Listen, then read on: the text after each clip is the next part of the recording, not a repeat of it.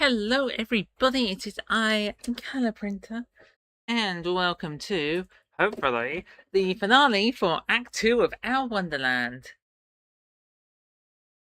So, the rumor about Scarlet Hollow. Okay. Apparently there's more unique dialogue if you have your character as non-binary, which is nice.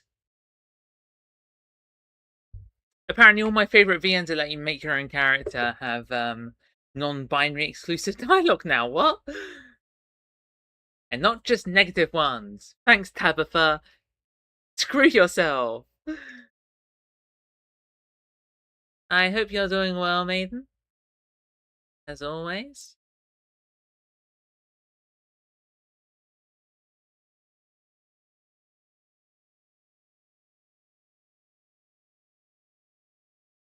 Oy. I'll be honest, I had quite the day yesterday. They like carved out half my tooth, and then like put a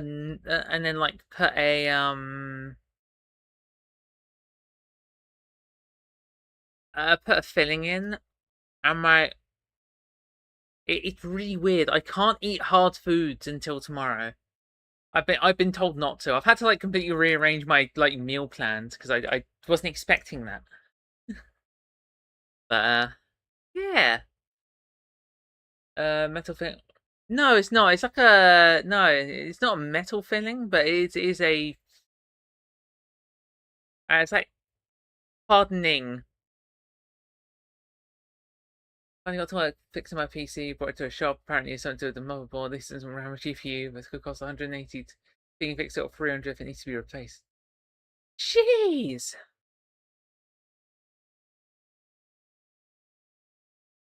Well, I don't know conversion rates, but I remember the motherboard that I've got and that Tails has got. I think they ran for about £120 when I got them.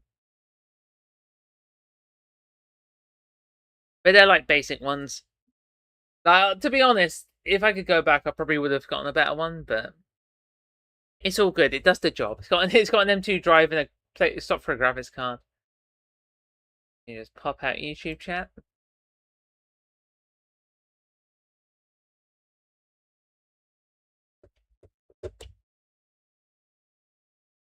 And maybe make an announcement on my YouTube Tumblr.com that I'm streaming after the onion incident of 2 weeks ago. Firefox, why are you updating again? Wait, isn't a new Halo out? I think I can have access to it. Well, well, Firefox is taking its damn time. Da, da, da, da, da. Uh,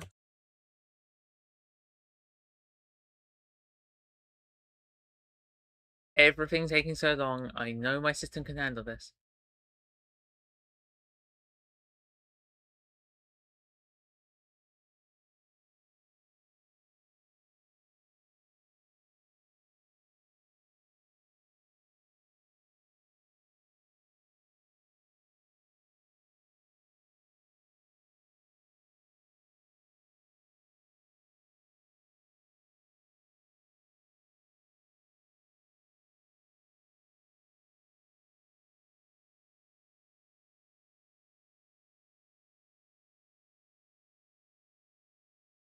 Okay.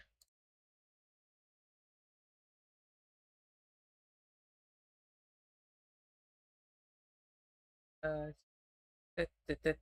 Sorry, I'm being silent. I should just like put on the game scene. What am I doing? I'm a terrible streamer.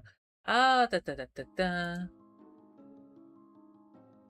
sorry. I've had a surprising amount going on at the moment.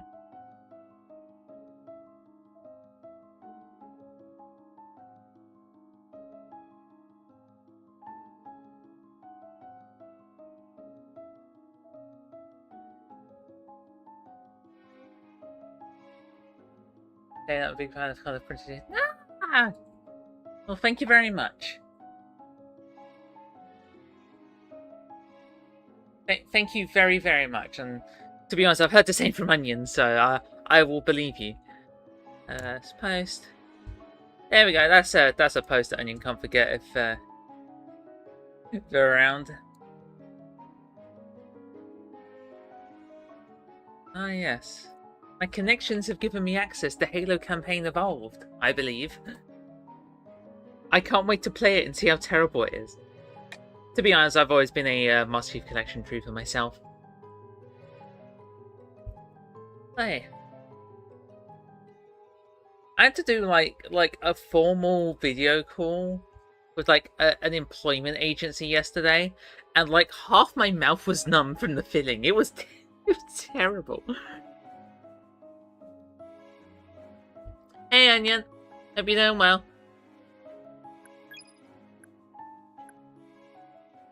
Might actually step back a bit just so Maiden can oh.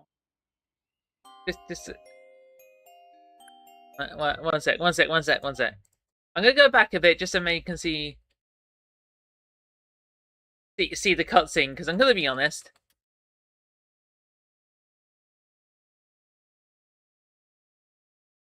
I think I have time for this. And if I don't, that's Hales' problem, not mine. I can't. Go back. Go back. Can I not go back from here? I can't go back. Interesting.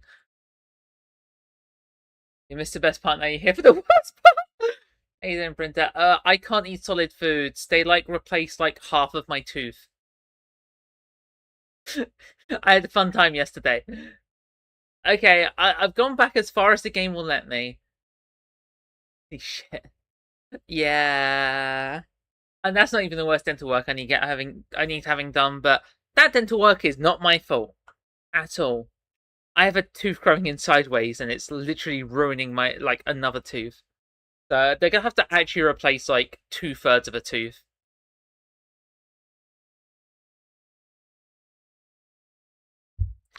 Okay, so previously we what did we exactly do last stream? I mean, I know the timeline of events in general, but I can't remember the specifics of when last stream started. Give me a sec. I have a gut feeling, but I just want to make sure that I don't.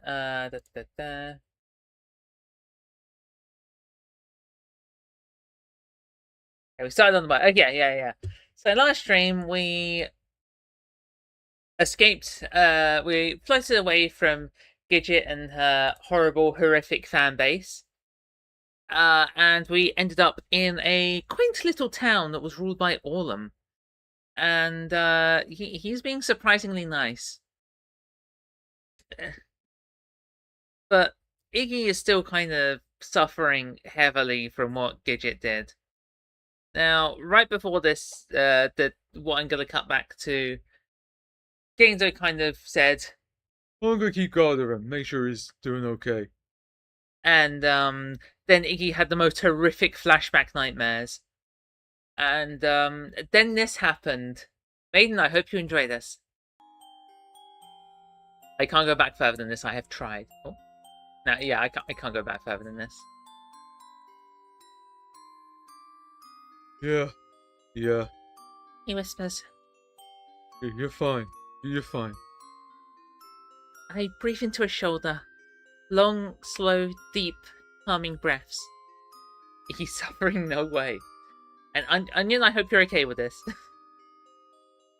Because this is peak. My heart slowly begins to decelerate, soothed by the soft motion of his hand against my back. It's like being in a nest of warmth. Completely and utterly safe. I'm very sorry on it. We are enjoying some peak cutscene, Hales. We're enjoying some peak cutscene. I went back for this. Just lying there against his chest, moving up and down with his belly. Calm. Secure. I sit up slowly, just enough that I can see just enough so I can see his face. And then I do something I've never done in my entire life. I press my lips against his. It's quick, soft, and chassé. Nothing more than a brush, really. But it's still a kiss. An actual kiss. Genzo's hand starts moving, clenching against my back. And his chest rises suddenly with a sharp intake of air.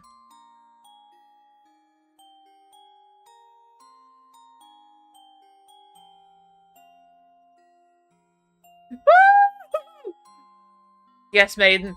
That's what I rewound for. Yes. The Genzi dream is alive. I pull back. He just looks at me for a moment, eyes wide. Holy helix! It's his same line from earlier, but now it's slow and hoarse. I hear him swallow. He opens his mouth, closes it, then opens it again.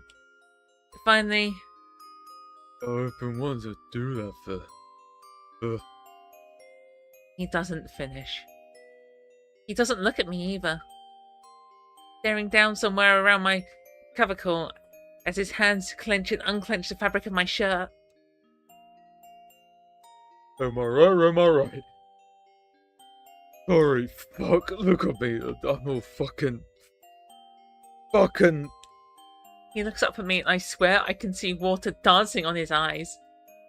Then he grabs me, pulls me in close, tight, kissing me again, harder this time. One of his hands digs into my curls and the other one moves up and under my shirt, fingers roaming on my skin. Now it's my turn to freeze. My muscles lock up, breath catching on the back of my throat. My heart starts up again, faster and faster, thudding painfully against the inside of my chest. Genzo notices it almost instantly. He stops and pulls back. Oh, fuck, wait, was that wrong? Was I wrong? Fuck, I'm so fucking stupid. My body calms down, slumping as my muscles untie themselves. I bring my hands to my face, to my hair, rubbing at the damp skin.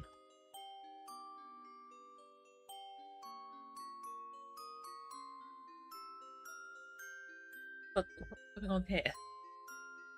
Go pretty colour soon. What a predictable creature. I need a flowery soundboard. I could make a flowery soundboard. I have the parts. You get a phone charger back. Hales, you're not getting your phone charger back. It's mine now. It's mine. You can't have it. I'm sorry.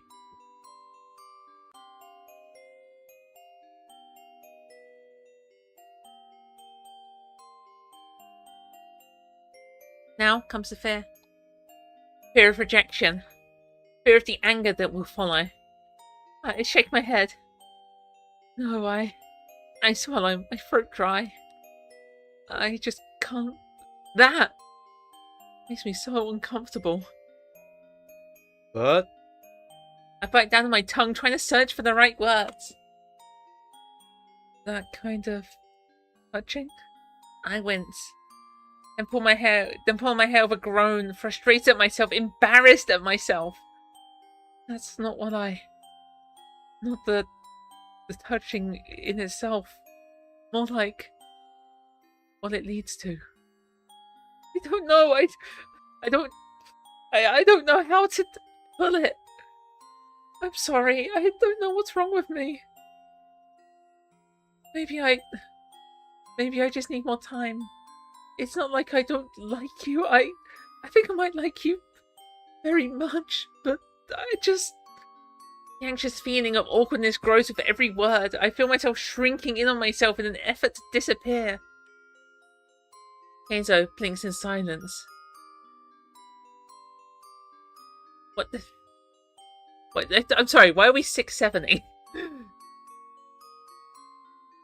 Everyone make a device that randomly plays flowery voice. There's one of those 1 hour YouTube videos that's silence broken up with flowery voice clips. I could put it on. It wouldn't be hard. You know what? Screw it. Why not? Wait. Yeah, it should be fine. YouTube.com. What? Okay, let's try it with a different window. For some reason, YouTube just Firefox decided that I need to restart my streaming windows, which what? YouTube.com. Oh, I was gonna watch Spider-Man. Yeah.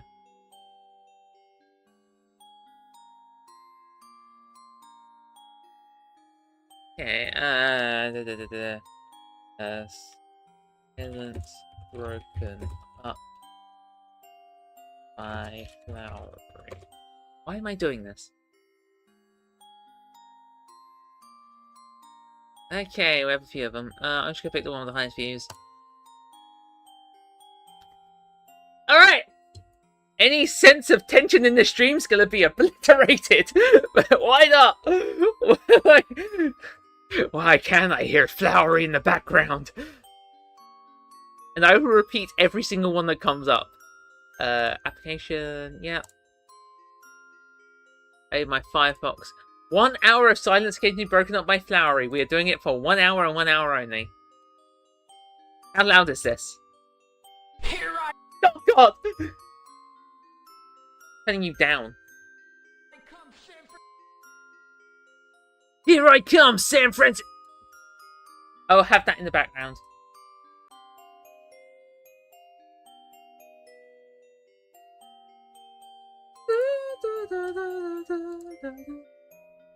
It is on right, yeah. Alright. Oh no, I clicked the wrong thing. There we go.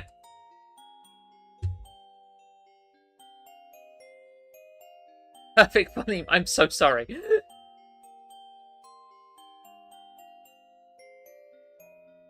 Alright, where was I? It's gonna kill me whenever it comes up. Then cocks an eyebrow with a smile. The fucker actually laughs. Oh, is that all? You have me worried for a sec. Pick my head back up. Face no doubt a weird mixture of confusion and apprehension. You think I care about that? Okay, to be honest, I feel like I was kinda new, but I don't care. I don't care about any of that. Just being with you's enough for me. More than enough for me. You don't think I'm broken? Bro? He stops, blinks, looks with a mixture of confusion and sadness. Fuck that! And anyone who thinks that! He reaches forward, grabbing me back into a hug, the calm, gentle warmth of the previous hug just holding him against him. Oh, how's she going? Bye-bye. I hope you have a lovely time.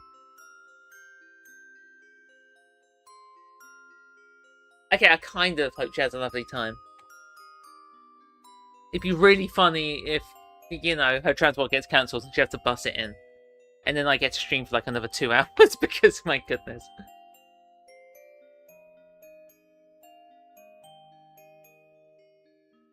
There's nothing wrong with you. And don't let anyone ever make you feel otherwise. You hear me? Takes a second for the impact of this to fully resonate with my brain. Then it hits me. It's like a wave of something that completely runs through my entire body. My muscles, limbs, everything going limp with the release of tension I didn't know I'd been holding. My chest unclenches. My heart unclenches. Even my eyes unclench, quickly filling with big, salty tears. It's okay. It's actually okay. I'm okay. This force seems to spark me into motion, to return control of my body, and in that instance I return the hug with everything I've got, squeezing myself against him and into him. My own safe little cocoon, where there aren't any expectations. No judgment. Just love. Acceptance. I'm not sure how long we sit there. Just like that. Finally Gainsbow's grip loosens and he runs a hand through my choppy hair. I guess you're still fuck all tired, yeah? And I'm pretty fucking exhausted too. Maybe we should get some sleep then. Glance over at the pillows, then winces, suddenly unsure.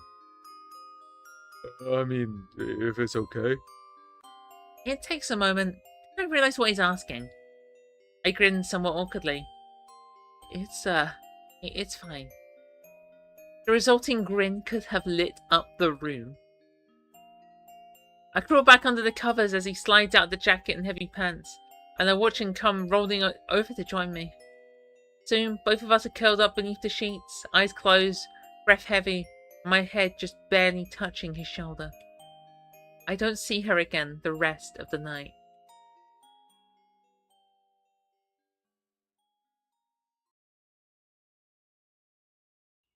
Alright, and we're back to where we were. Hatred for buses, God bless the train. Yeah, the bus replay. I had to get... So, the stop that I'm thinking of, where Hales would have to get the bus from, that would be really funny. I've had to get a bus from there before, and it was so bad and such a long journey, I had to get a panic pickup from family, from a shop stop late down the line, because the bus would take that long.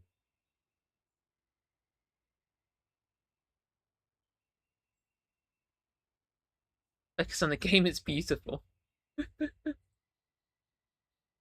I genuinely don't know when the next flowery noise is.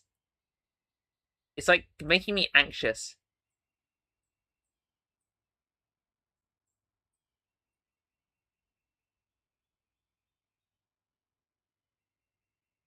Oh, apparently there's like 5 of them. Let me see if I can find a different video.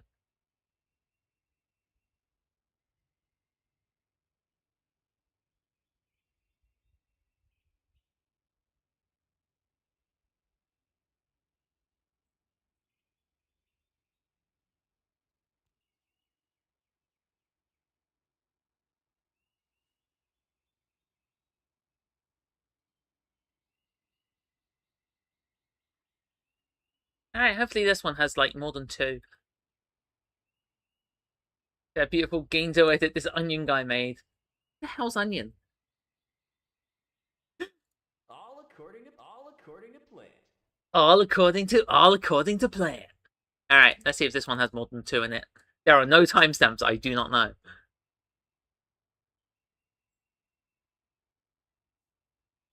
It's too low. All according to plan. Turn it up a bit. It's very loud on my end. Alright. Flowery. That's quick. Oh no. The next time I open my eyes, it's morning. The sun's pouring in from the window to paint warm squares of light across the sheets.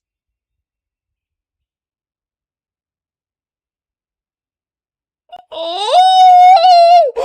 Flowery. They're so cute! They're so cute! Oh my goodness!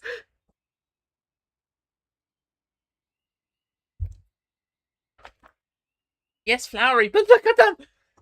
That's so adorable! Forget it. Forget it! Okay, this one might be too rapid. What?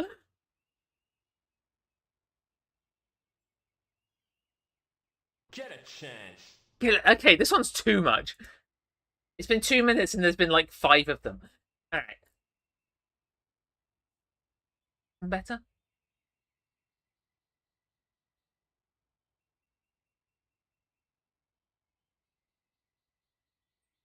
Okay, this one seems a bit more spaced out. Girona!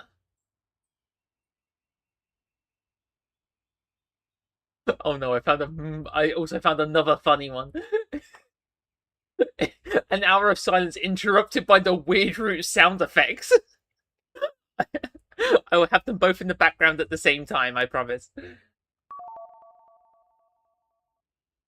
Alright, there we go. Let's see if this lines up. We have all of them coming up. I've left a nice patch of drool on the pillow, and a thin layer of crust is built up over the corners of my eyes. I blink, yawn, push myself up to a seat with a quiet groan.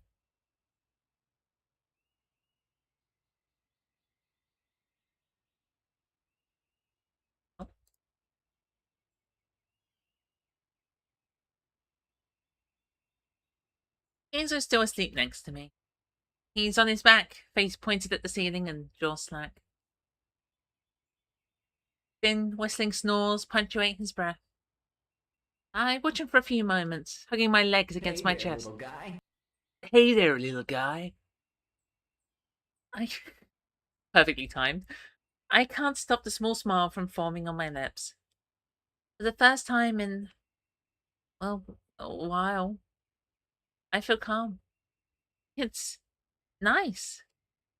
My brows furrow momentarily. What did this all make me then? I never thought about it before. Maybe because thinking about those expectations made my mind want to avoid the topic altogether. But just being with someone like this, girls, guys, apparently it doesn't matter. Like I've never had fantasies about being held before. Having someone there to care for me, care about me. That warm presence has never had a face before or a gender. All I know is that if that warm presence is gained, so I like that very much. It's blushing. Oh, it's so cute. Disturbingly well-timed weird root sound. Ah! I join the inside of my cheek. With a telltale need of release building up just beneath my stomach. I throw a glance around the room. No bathroom in here. There must be one in the hall. So I slide off the side of my bed and shrug my pants on, giving my hips a little shimmy as my half-asleep limbs can't find the last bit of necessary energy to get the fabric over my thighs. I snatch my glasses off the bedside table as I make my way to the door, pausing for a moment to let my view come into full focus before slowly and softly creaking the handle open.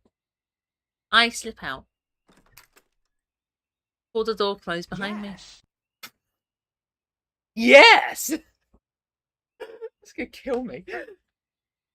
I search down the hall for any sign of a door that screams bathroom. But all the doors look the same. I turn in the opposite direction. Then I jump about 10 feet into the air. Timing is impeccable. That Whimper jingle doesn't single anything good. All of them standing, 2 doors down, just watching me. He's got a jaw of... No, no, no.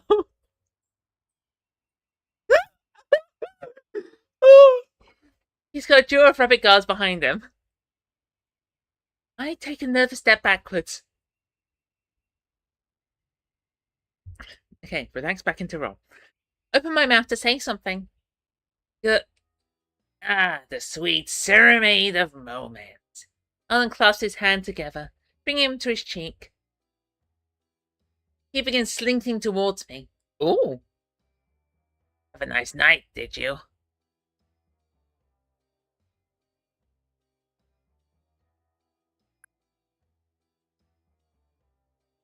Wait, is that the game? One sec.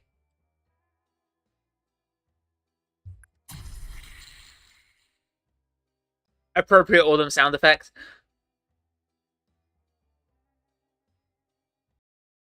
Okay.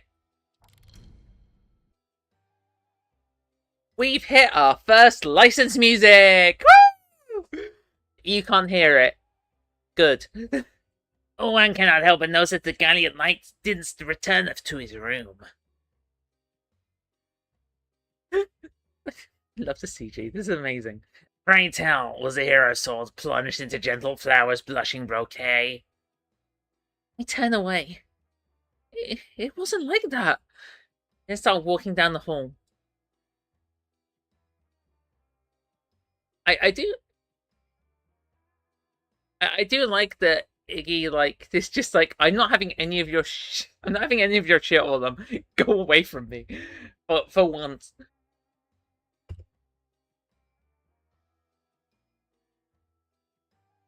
Onion's pushing you all on agenda as always. I'm really good at reading people. Yeah. Yeah. Oh. Onion sidles up beside me, lips curled into an impish grin. Then perhaps true love doth reign over lust. How delightfully advantageous of me. Well, what's that supposed to mean? I try and jerk away as he puts an arm around my shoulder. Wait.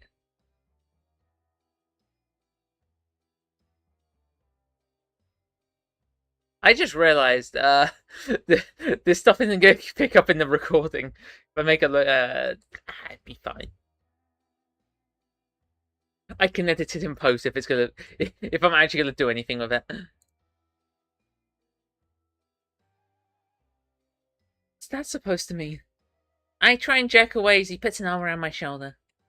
It's simple, really. Here I'm trying to figure out the best way to make my greatest adversary suffer. Now I got the perfect opportunity falling right into my lap. I stop, raise a brow, turn towards him. Back of unease runs up my spine to the base of my skull. What are you talking about? But the answer is not to come. I see Orlum raise his hands to his side in amused futility. Then suddenly something comes down over my head, encasing my face and plunging my world into darkness.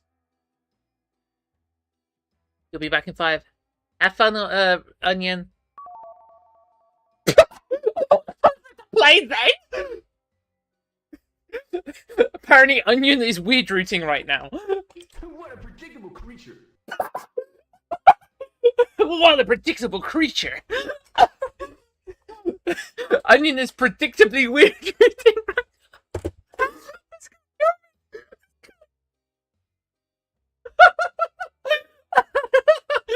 Oh my goodness. Let me have a drink and I'll get back to it. Of all the times for the weird jingle to play during that scene.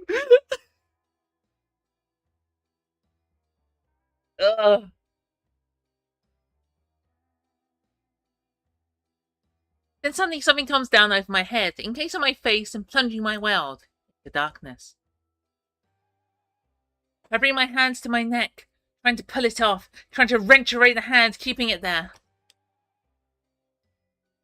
But already my consciousness is fading in and out. Take him to one of the stalls. I hear all of them say right before I pass out completely.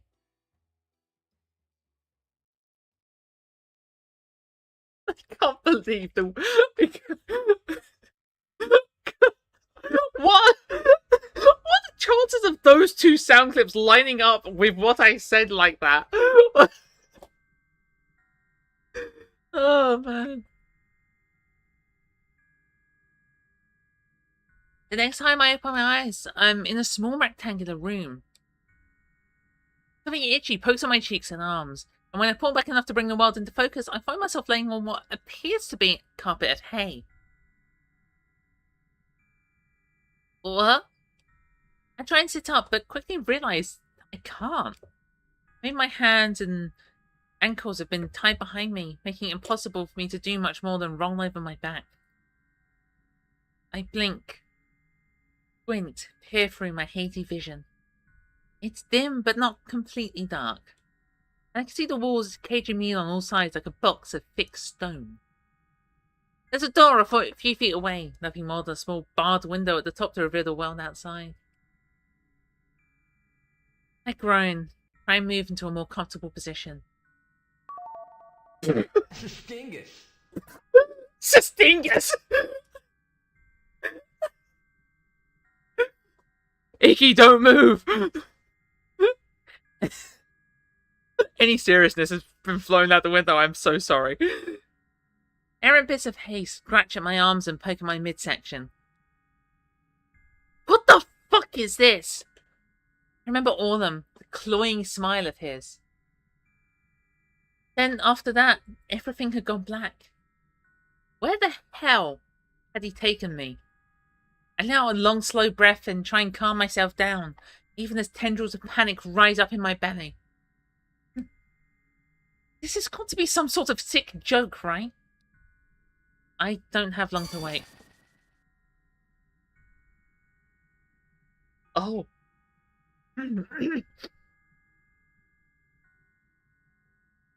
Was it glue? I wasn't expecting that sound effect. Apparently when one sound effect comes, they all come at the same time. It's like buses. And it all runs back together, baby, all in a neat bow. After only a few minutes of uncomfortable silence, I hear footsteps in the hall, distant voices bouncing off the far walls.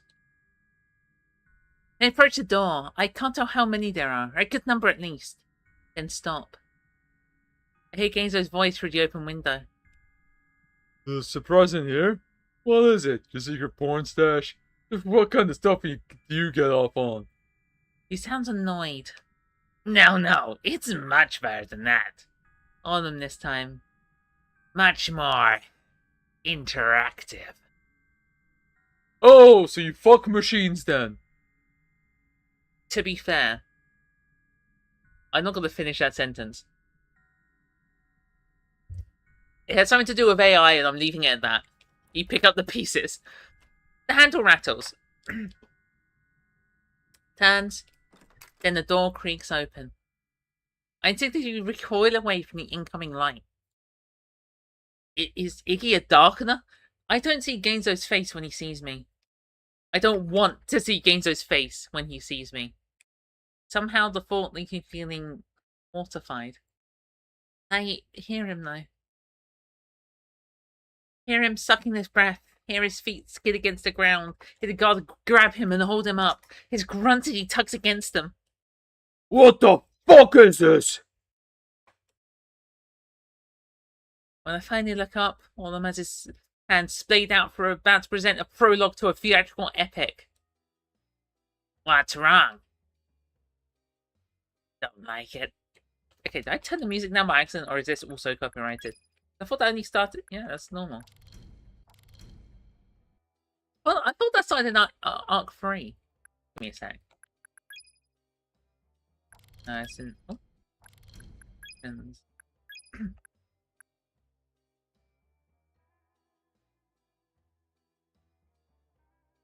Okay, Leave just... it to me. Leave it to me! Alright, it's just... Yeah, it's just one of the affected songs. Did you hear them? You sick fuck! Oh no, not yet anyway. Simply giving him an insider tour of my stalls is all. They're quite handy for detaining unruly miscreants until it's their time to, brew. Brew!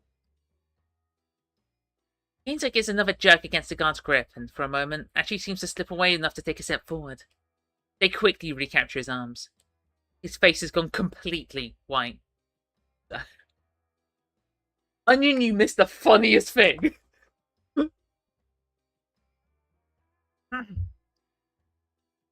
I said, hope you have a good time. Then a Weird Root jingle played, and...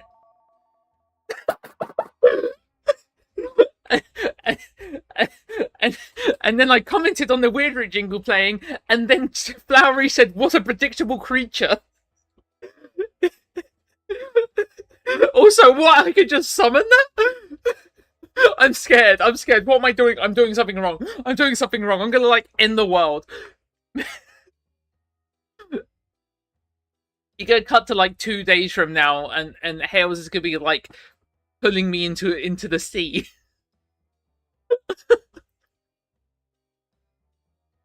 Oh, okay. The perfect timing of this.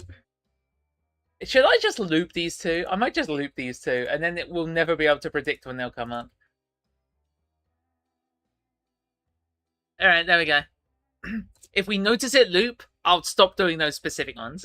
Proceed. You let him go, you. No one here? Oh, sorry. Chris.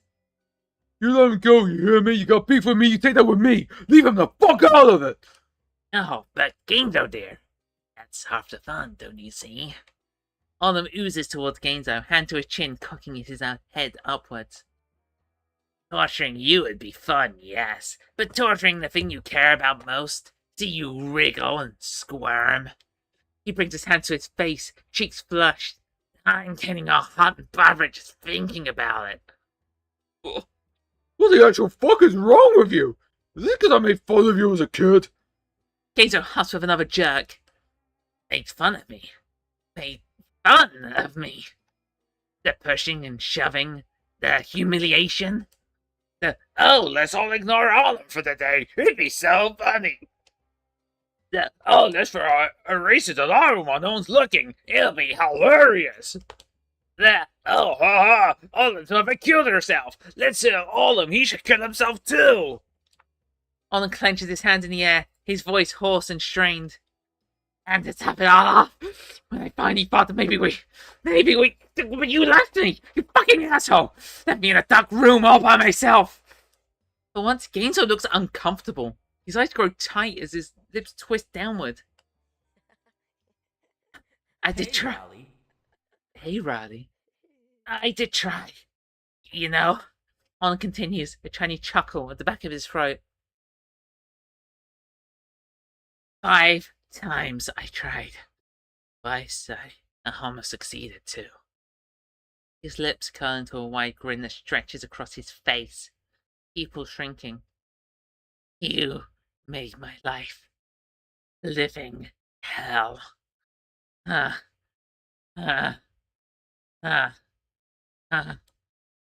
now, I get to make your life hell. Well, I was a kid. Kids do stupid stuff. Gainzo starts, but even he seems having trouble putting conviction behind his words. His voice cracks and beads of perspiration begin dotting his forehead and cheeks. Let's calm down, yeah? Talk things out. Find a way to make things right. That's a new sound effect.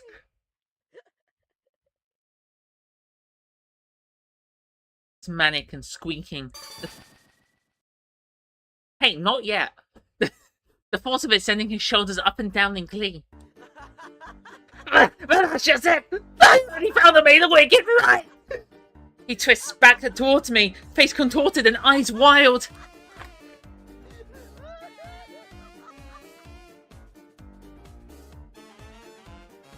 The music's such a banger. I gotta run like now until I was about to barge in. Banger music, damn. I think this is the same as Arc 1, but I love it either way. Then dances over, yanking me up into his arms like a limp ragdoll. You know, I thought about a lot about what I should do, the delightful little things I could do to make him squeal. He runs a finger up my throat, popping out his eyes, for instance. Then shakes my head side to side with a click of his tongue, or snipping off his itty-bitty toes, one by one. Hold up! Stop! Enzo's voice is low and shaky, a guttural desperation to it I've never heard from him before. But Olin continues, shaking his head and with his own feigned stupidity. But then I thought, why go for all the mess when I have the perfect solution already?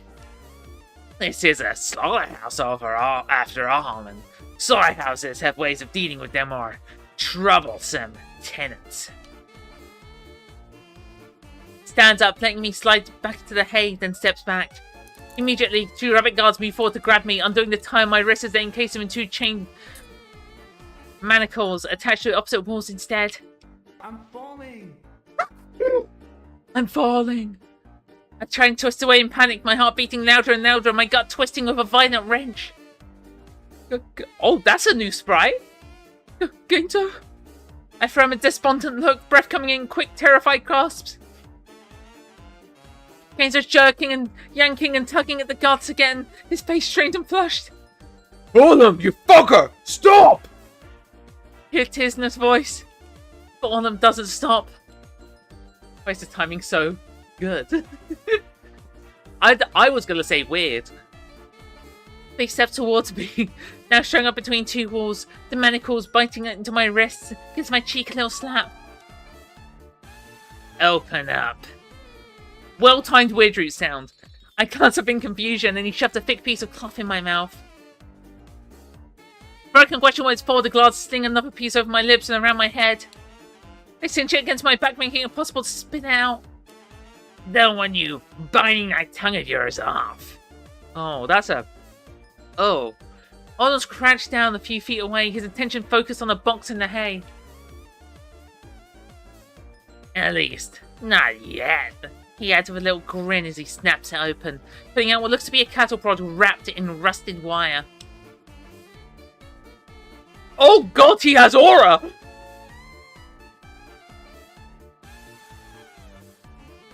I call this my piggy prodder. He He stands back up and gives the stick a little bump against his hand. Quite adept at keeping piggies in line. Sometimes I just have too many to deal with, you see. That's when a little zap. Oh my god! He presses a button and a little spark dances off the edge. To the side of the head can really make my job easier, of course. Sometimes I like to have a little fun with them first. Oh my... God damn, he looks amazing! What the hell? Aura? Look at him! I'm giving him a nasally voice, but look at him! Like, holy shit!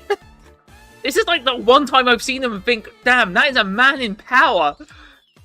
He has control! And now we're back to normal. He saunters towards me, grin somehow stretching even further. How many jolts until I hear their hot stop, for instance? That's a fun one to play. All I can do is look up at him, shaking my head as a silent plea for mercy. All I'm done! Oh my god! The tip of the rod down straight into my stomach, and in a second everything goes right. It's like someone shoved a knife straight into my gut. A sharp stabbing pain blossoms out with the point of contact ripping into my nerves and sending them screaming one after another. My muscles tense, look up and then recoil all in the span of less than a second. And my body flies forward against the manticles, arms ramrod straight as I fall till the iron slices the skin of my hands, wrists and gloves go flying off my head. I can't move. I can't think. I feel my body shaking, convulsing wave after wave of white hot pain, sending muscles into repeated spasms. The world is on fire. I'm on fire. I can smell myself burning, charring. Oh God, I want an end. Finally, he pulls it away.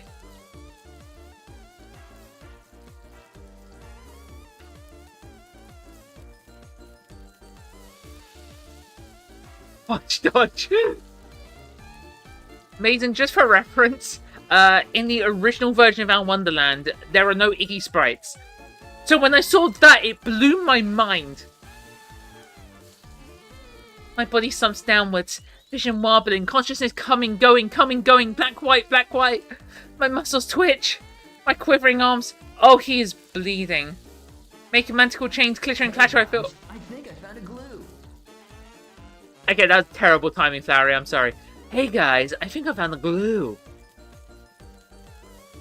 Harry the damage apparently played Iggy's mind. I feel hot liquid seeping down my wrists and arms from where the iron sliced through the skin. Steam wafts up from the charred fabric of my shirt, now melted against the red, blistered skin and crackling and hissing as soon as it starts to cool down. Genzo's frozen where he stands, his jaw slack and his face ghastly white.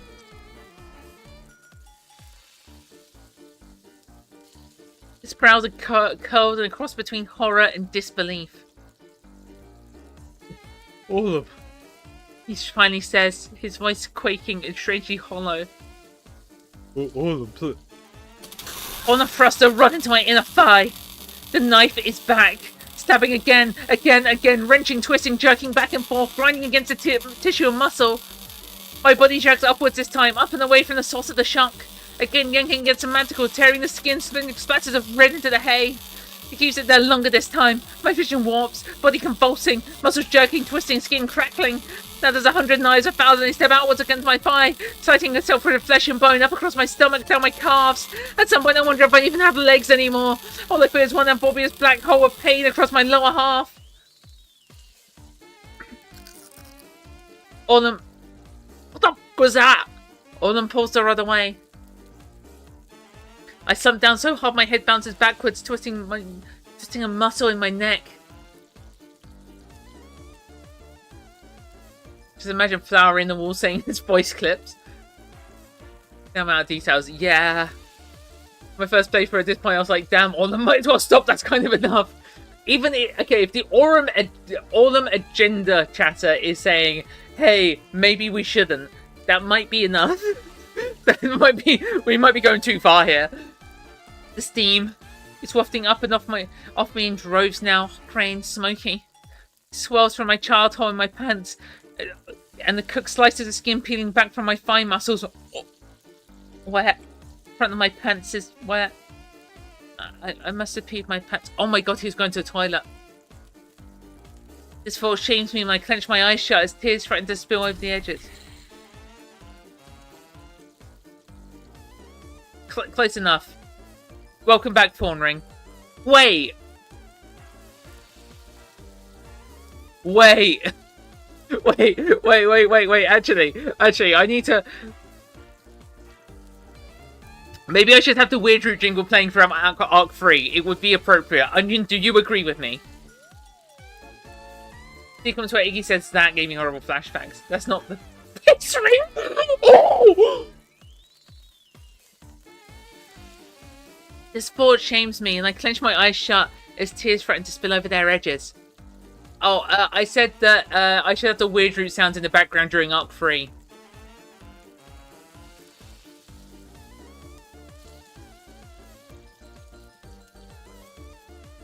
I feel like it would be appropriate. No! I'm doing it then. All of them. Stop! All of them, please! Enzo's crying now. I can hear the hiccups in his throat. I can see the snot running down his nose and between his lips.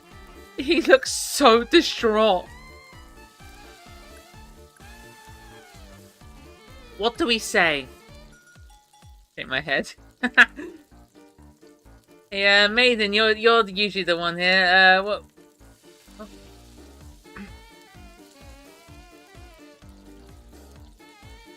Okay, apparently I have no viewers on YouTube, but I've got an average view duration of the entire stream. What? I think YouTube's, like, dying.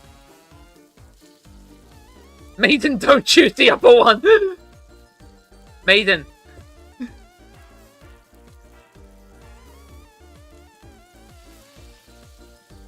Hey, if Onion's gonna be, like, one of the little goobers in your ear, I'm gonna be the other one. Choose the top one. Not a life or death situation, it's just, you know, be too sad. Okay, that's actually fair. That's completely fair. Oh!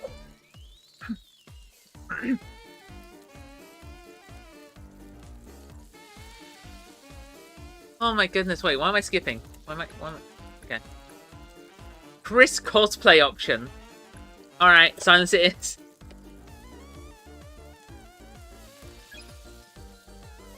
Gainzo?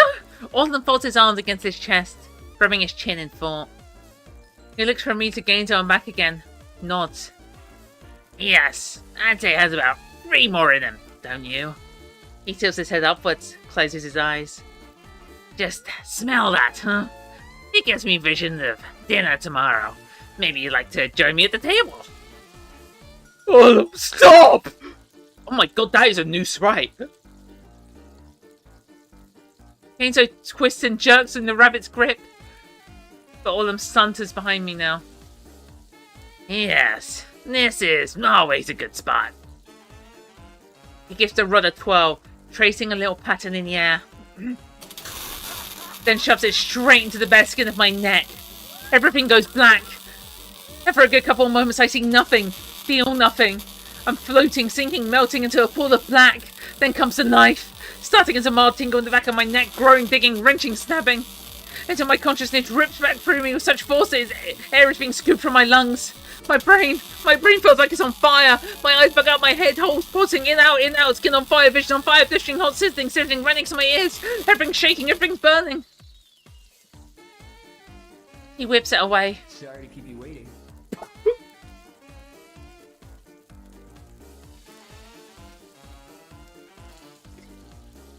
Sorry to keep you waiting. Oh my god, I was hoping for a weirder jingle then. And my body collapses with a snap.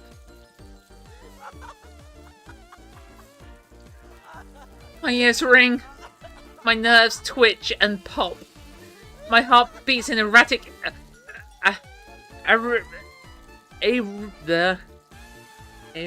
arithmetic cadences. Surprised somehow not as bad as the OG one. I will need to double check the OG one. Wait, I can do that right now. Where's my little tool? Where's my little tool?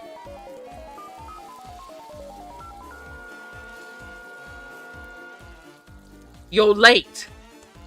Weird root sound, you're late! I still have the original version on my system. I'm a bit of a data hoarder, as you say. All of this is kind of fucked up, not gonna lie. You're bringing down the vibes. You're taking too long. Alright. Well, you get to hear more of this banger. And I get to figure out where I put my my freaking archive tool. There we go. It should still be in my recent files. Or somewhere in my system. Okay. Oh no. Give me a sec. I need to open up itch. Wait.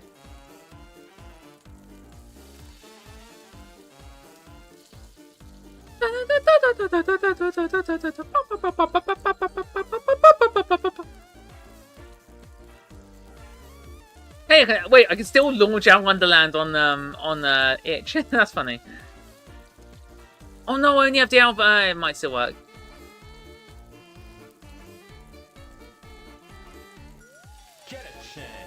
Get a chance.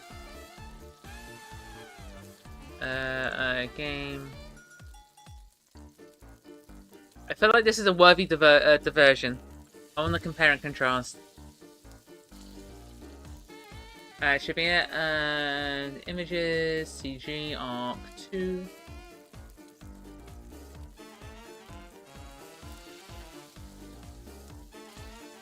Oh my god! I've just seen an. Wait, I've just seen an image of original Arc 2, like, post-Gidget Iggy, and he is drawn, his hair is drawn very different. We don't want ending. Gidget. Oh, that's also drawn. Oh my god! Okay, it's weird going back, it's weird going back.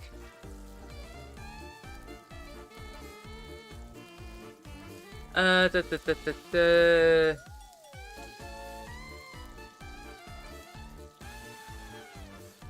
kiss is CG, but it's completely different. Oh my god.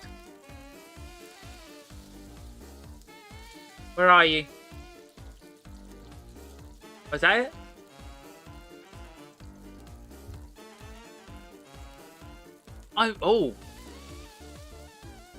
Yeah, the original does show a lot more. Let me pop open my archive tool. Your dad's my best friend. That one doesn't even make any sense in this context, but sure. Your dad's my best friend. Yeah, I still have the original Out Wonderland on my system. Let me studio mode.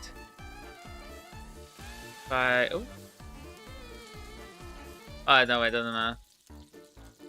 Okay, window capture. Yeah, and I want to capture RPA. Yeah, so this is the original, and it's the same scene. It's just zoomed out, zoomed in on the remaster. Yeah, it's definitely, it feels more visceral in the original, but that might just be because you can see more. Whereas here it's a close up. All right, that's that over. It was worth it.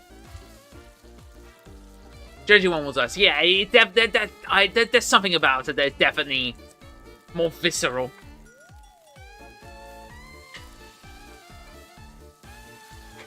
I'm going to get a new drink soon. I'm currently in the middle of another heat wave. My goodness.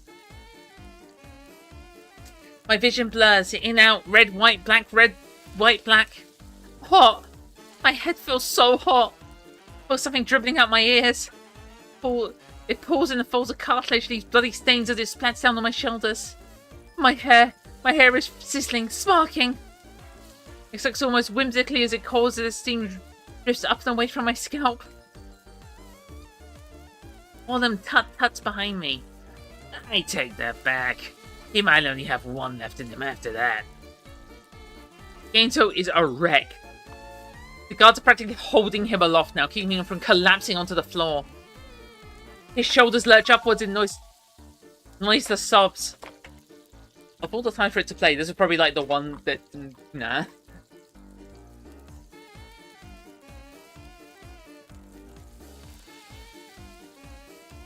His shoulders lurch upwards in noiseless sobs. Listen to me, please. I'll do anything. You do whatever you want to me. Anything you fucking want. seems to catch Olim's attention. He stops. Takes a few slinking steps toward Genzo, nose pointed upwards, finger tracing his lower lip. Oh. Anything, is it? Genzo nods, tears and snot forming twin waddles beneath his nose and chin. I have to admit that is a tempting offer. Olim's hands go to his hips. He seems to be mulling it over. After all, why... Leave it to me! After all, why break you beyond repair once when I could break you piece by piece? Watch the hope fade from your eyes again and again and again. He snickers, biting down on the tips of his fingers in growing glee. Then jerks back the attention and snaps his fingers, pointing towards the door. He also turns his Nintendo Switch on. The guards respond by lugging Genzo up to his feet and marching down out of the room. He then turns back to me and motions towards the remaining guards. Take him down for now. I may need him again later. I barely register as the two guards who manacled me earlier unlock the cuffs and pull my arms free, jerk from the gag in my mouth. The skin of my right wrist doesn't want to unstick itself from the iron. It stretches with a sickening pop before snapping free and flapping uselessly across my palm. They leave me semi-conscious in a pile of hay, just staring up at the ceiling and smelling my own fat burn. Jesus! Well, at least we got the full view again. It was not ice, it was fire! Wrong sound effect! Give him Panadol! I wonder what Olim would do if he was in Wonderland for like 1-2 days. Find any excuse to kill Genzo, apparently.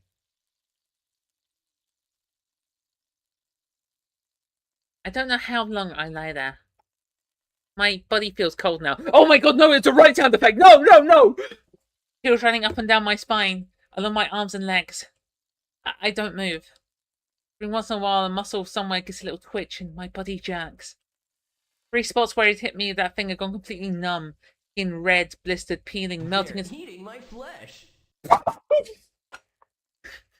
They're eating my flesh! Yeah. Skin red, blistered, peeling, melting into the surrounding cloth. White, filmy layer atop the exposed tissue. Maybe I'm going to die. I don't want to die. I think of Genzo. Think of lying together with him in that bed. The warmth of his arms as he held me. My eyes grow warm again, warm and salty. But somehow the tears don't come. I need a sting. The clenching pain in my throat and heart, chest and heart. Where is he now? What's happening to him? Is he thinking of me too? I cough. Gag. Bar rises in the back of my throat, and I have to turn my head to the side as vomit dribbles down my lips and across my cheeks. Fuck! Brown drool hangs from the side of my mouth, a gooey snoo. Feels like it's been hours already. But maybe it's only been a few minutes. I have no idea. I'm pretty sure I dug in and out of consciousness a few times. Hey, so chat. I have a little something I can do right now. It'll be a bit of a detour. However, it is entirely appropriate and would make sense for me to do it right now.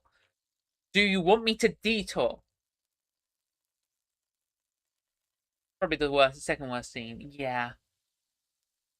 It would slightly... I'd say it slightly spoils something maybe, but I think it would be a fun thing to do. It is a slight detour that would show what Genzo is doing at this exact moment. I do actually have something. Remember when the stream where it's 40 minutes was spent on the Wokes game list? Okay, this one's intentional.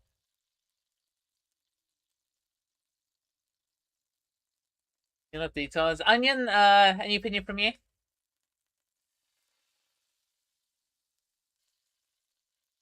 It's great because I have itch open.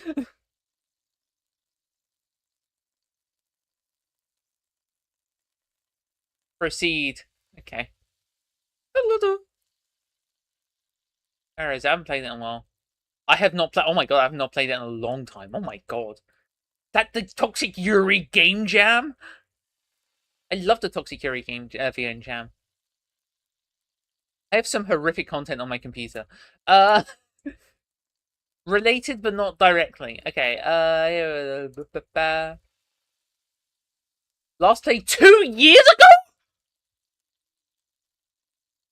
The last time I played wait, there's an update for it? What do you mean there's an update? What do you mean there's an update? What do you mean the game updated 6 days ago?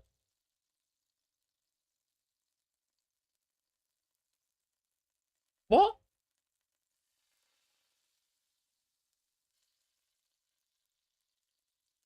Okay. What? Okay, whatever. Alright. So we are going to do a full planned detour. Give me a sec to set up.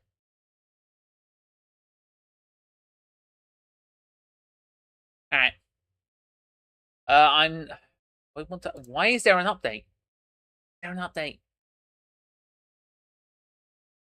Just installing it, it'll take like 5 seconds.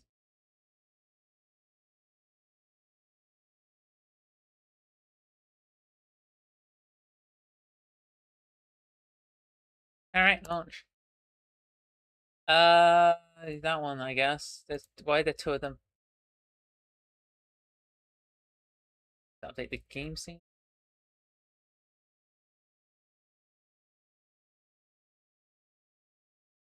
Okay, so there's a little detour. Welcome to okay, one sec.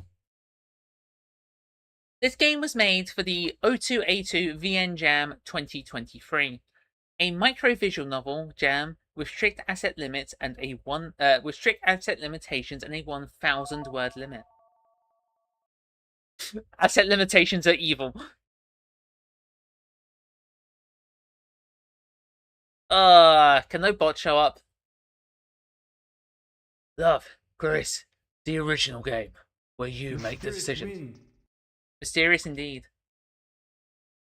Warning.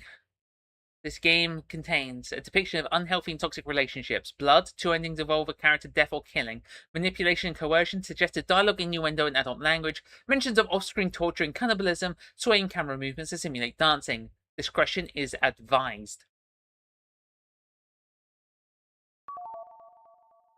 The forbidden path started with carrots. Let's ignore that.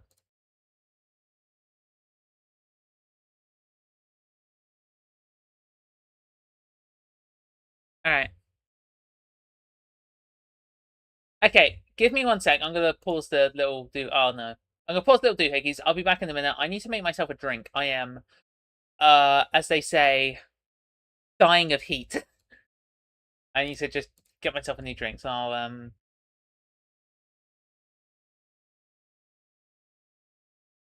The forbidden path started with beta carotene. Alright, I'm just gonna check the music on. Yeah, I'll be back in a moment. Where is my music? Where's my music? Everything's a mess. The 1 hour stuff is just messing up my entire life. Alright, let's put something on. This seems appropriately melancholy. Okay, be back in a minute.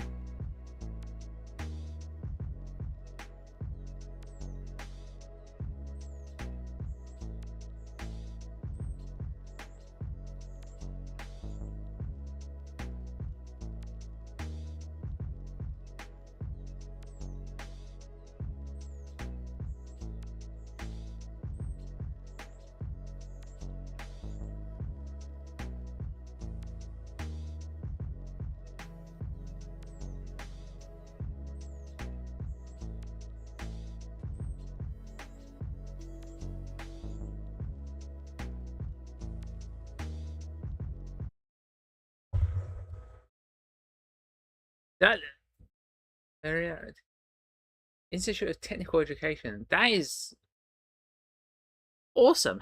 Wow. Huh. Well, I'm glad you're doing well for yourself, Nathan. It sounds pretty good. Wow. Why's my drink not coming out? Currently so hot. I've made squash with I got a bit of ice, and then I've taken water out of the fridge. It is not bottled water, it is tap water I've put in a bottle and stuffed in the fridge. That is how hot it is currently.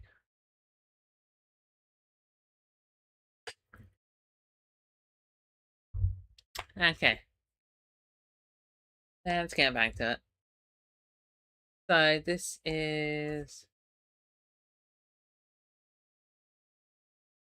Python scan. You got looking because bread and butter is this stuff. Oh yeah, I'd say Python is definitely like the easiest as a former developer. I'm currently playing with the idea of developing microcomputers in C. The idea terrifies me. Terrifies me. So yeah, I mean I don't have like a full understanding of Python, but yeah, if I need something done, I just like write it in Python. Just need something quick and easy. Anything I've been programming language is GD scripts. Nice.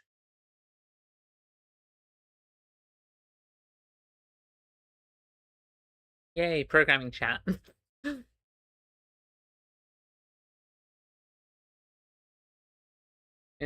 Experience is fucking up Scratch. Aww. I mean, I used to be terrible at programming, and then I don't know why I took like a really cheap, dumb web development course, and then after that it just clicked. But I did it's known as computer science now at school, which was focused on VB.net, which no one uses anymore. As well as PHP. I'm not gonna say it was the best education, but it got me into programming. It's shitty for nav stuff in Scratch.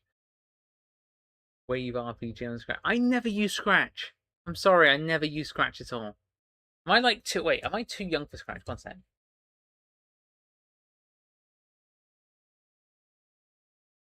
Let's say too young, too old.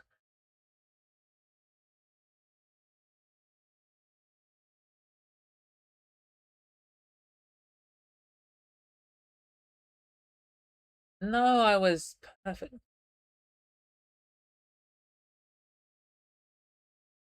No, I think I was fine actually. Version 1.0 released in 2007. No, I just completely missed it.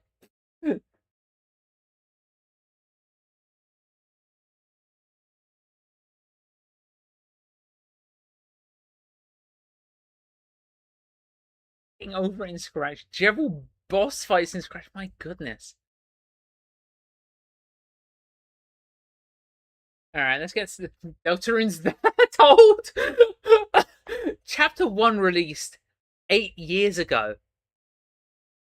If things are going at the rate that they're going, we're gonna have Deltarune finish a decade after it like started. Discovered Deltarune like a year ago. Oh.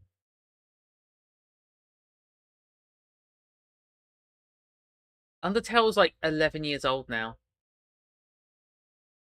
And you can trace it all the way back to Homestuck, which started in 2009, and the Halloween hack, which I can't remember what. Oh, I look it up. I can't remember when that released, but that was before.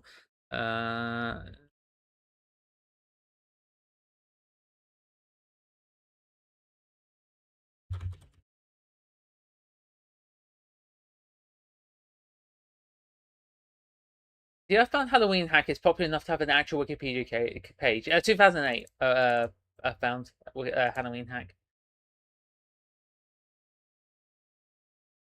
There is a picture of Toby Fox from 2012 in the article. I don't think I've ever seen this picture of him before. What? The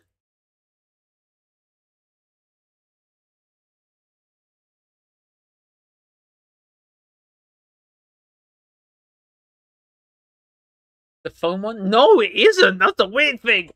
No, I've seen the phone one. I didn't get it. I am a truck freak, but I did not get the phone picture. There's a picture of him in like PAX East 2012. I'm like, I've never seen that picture of him.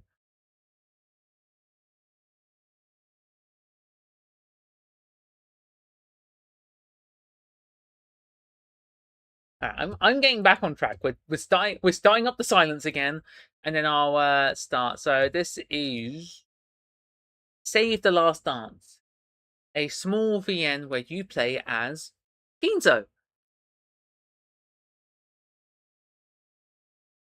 And the weird route sounds might line up very well. By the way, I haven't set this up, so I'm gonna be suffering if if a bot appears, I'm going to murder it. I had to ban a bot that didn't even chat in stream. Start of Darkness. Oh, it's not on the game scene. Gosh darn it, you didn't hear it. I said immediately after I said I banned the bot that hadn't even chatted, the weird root sound played. But you don't murder them anyway. It didn't chat, it just started redeeming channel points. It was weird.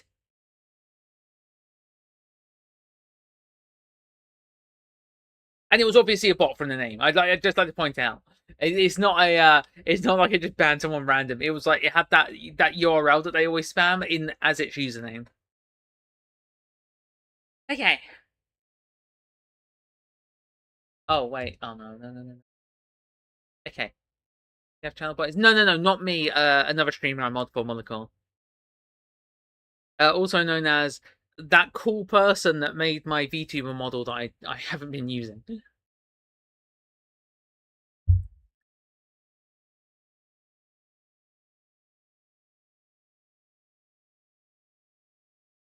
For the record, Molrcore is chill as hell and streams at a different time from me.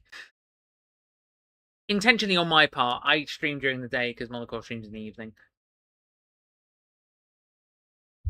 But no, they're cool. If you ever have a chance to check them out, they're usually drawing art or playing Celeste. So I don't even like Celeste that much. I just really enjoy the streams.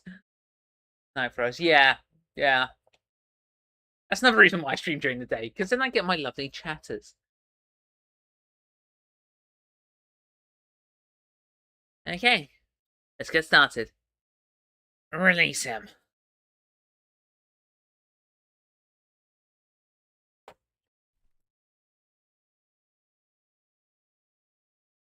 Look at you.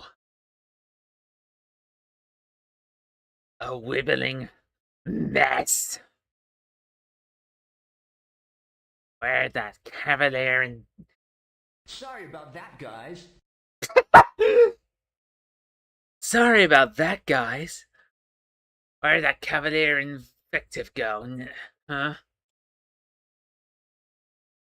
Or have the pain cries of your pet finally robbed you of words?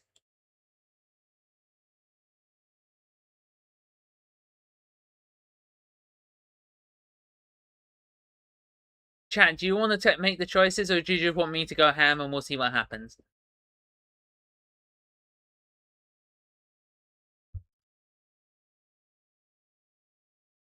Just like to point out, I've only gotten the canon ending of this game once. And it was not when I was streaming it. Really weirdly. Okay, we're going ham. Don't call him that.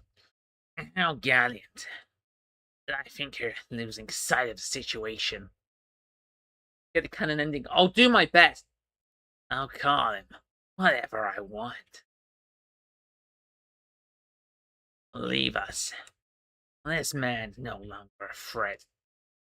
He knows what will happen if he tries anything. Give me your best. It's a I spent like a time loop. I spent like the end of a stream for like an hour and a half trying to get the canon ending and messing it up every single time. Now, where were we? If I don't get it, it'll be a shock to Maiden at least. Shh, don't cry. Everything will be alright. Oh my, My, doesn't this take you back, huh?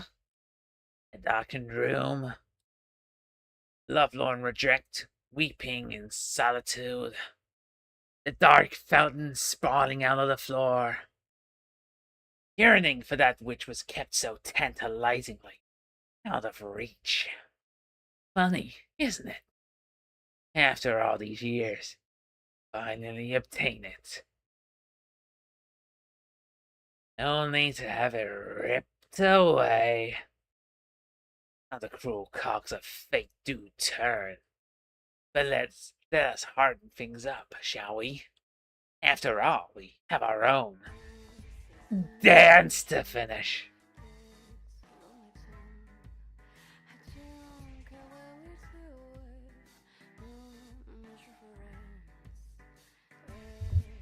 I'm really trying to get Tabitha's breakdown event. They made that harder, by the way. They made that harder.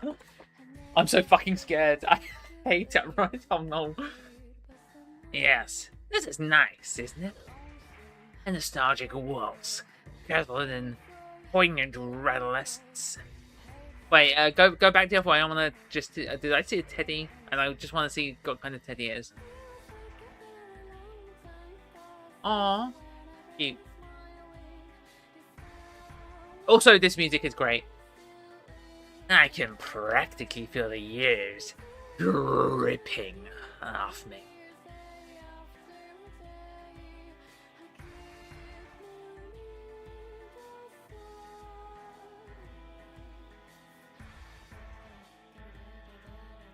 Nah, screw it. Hello with my dignity. As charming as always. Susie.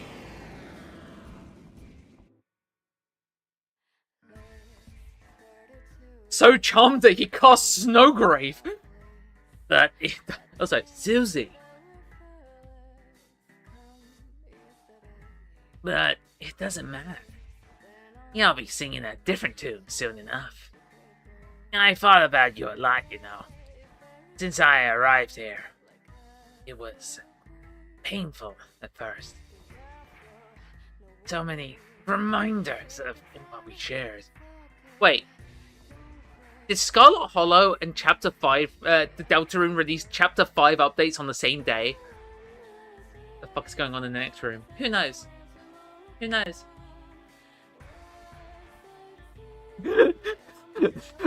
Iggy's casting a spell he doesn't know. Of the scar she's left.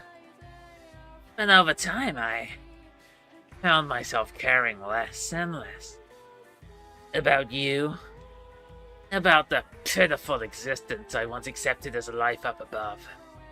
You were something I needed to extricate from my being. A parasite feeding on my heart.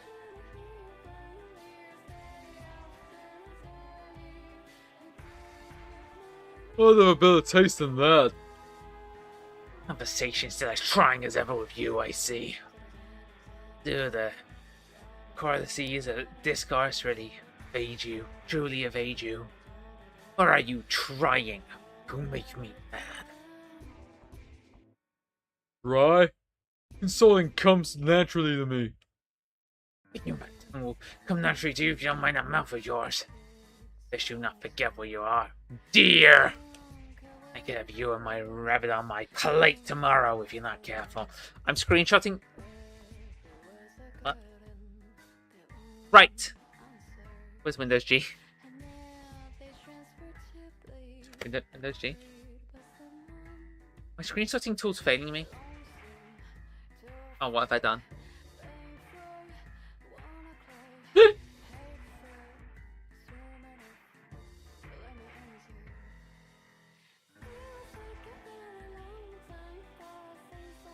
Hey, so I got a comment.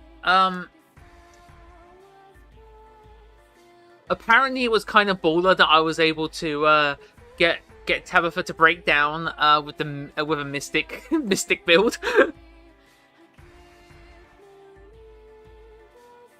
How true is that? Because I'm not sure. I just kind of did it. Okay, it was planned, but I still kind of did it. I kind of broke the planning halfway through when I started talking to all the ghosts. Alright. I'm not sure you fully comprehend the gravity of your situation. Do you still think this is some kind of joke? All according to plan. All according to plan. You pay for it. Okay. Great timing. Joke? The only joke here is you. Thinking that anything you do could change how I feel about you. Nothing can make me respect a pathetic loser like you. But yeah, I'll play along for your little games. You have sick things you want me to do. To say someone who actually means something to me. Which is something I guess you could never understand. Because you never meant anything to anyone. It's actually lagging.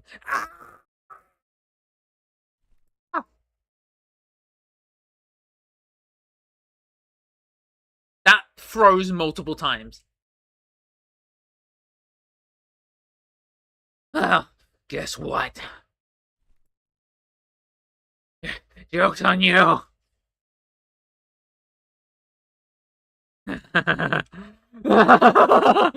You haven't saved anyone. Because now I'm really gonna kill him. Nice and slow. Savoring every last second. And then I'm gonna serve his head on my finest platter. Right next to yours.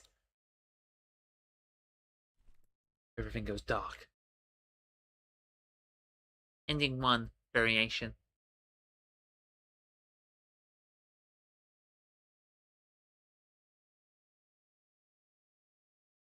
I was able to get the tempo breakdown by not being an asshole and whipping out the letters.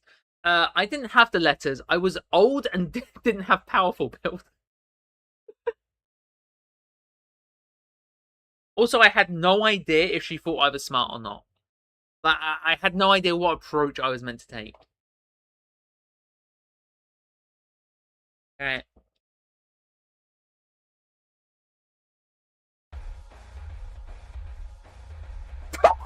Perfectly timed Birdly theme! Oh my god, what the hell? Oh my god, that was exactly the perfect moment, what the hell? That's not the game! Oh my god, that was the exact moment the game would have loaded music. What? That was perfection. Pure perfection. Tonight's timings are out of this world. Oh my god. I'd load. What's the point of loading?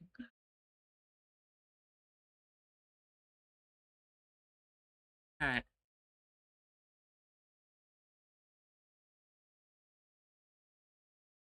Start again.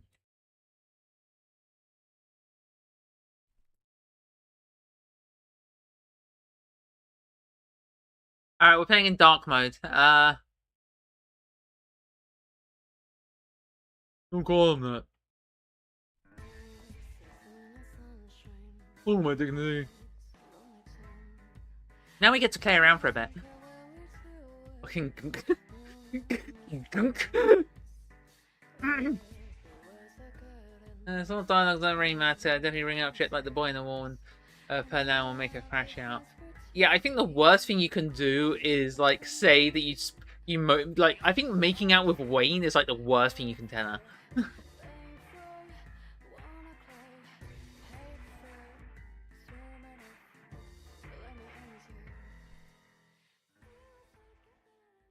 Had your piece, have you? Well, here's mine. You'll be seeing the a lot.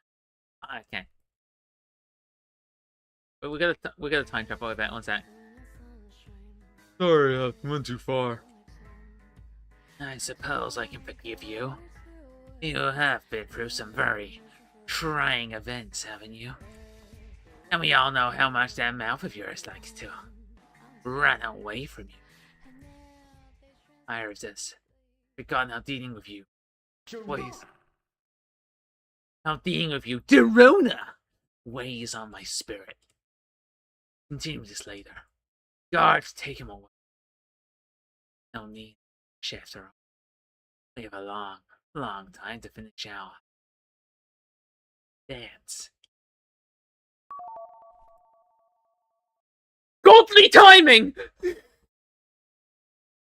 Godly timing! Ending. Girona!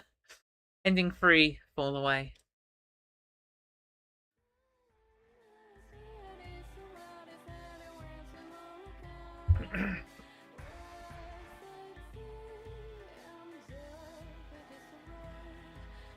Coming on point today. Wow! That was amazing! Again! This music's actually playing, by the way. There is actual music during this intro. Maybe God does exist and is doing everything to align the timings. Alright. I'll do whatever you want. Will you now? Stingus. Sistingus! I'd be remiss not to take him such a generous offer. Yeah.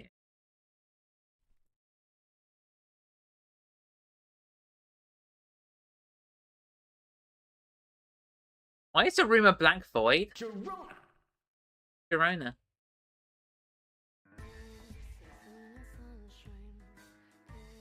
Along with my dignity. Yeah. What can I do to fix it?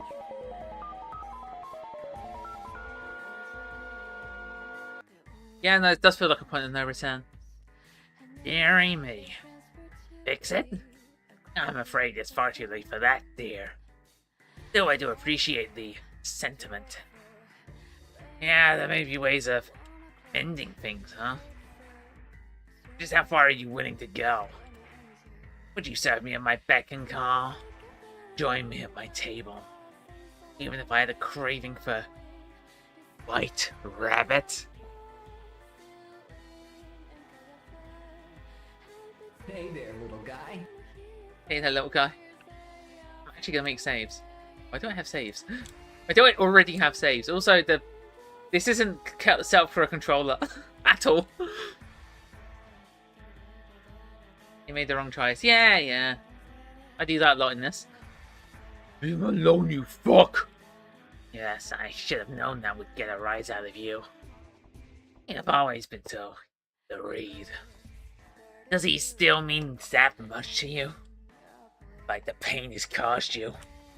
The years of oblivious neglect. The needs he can't fulfill.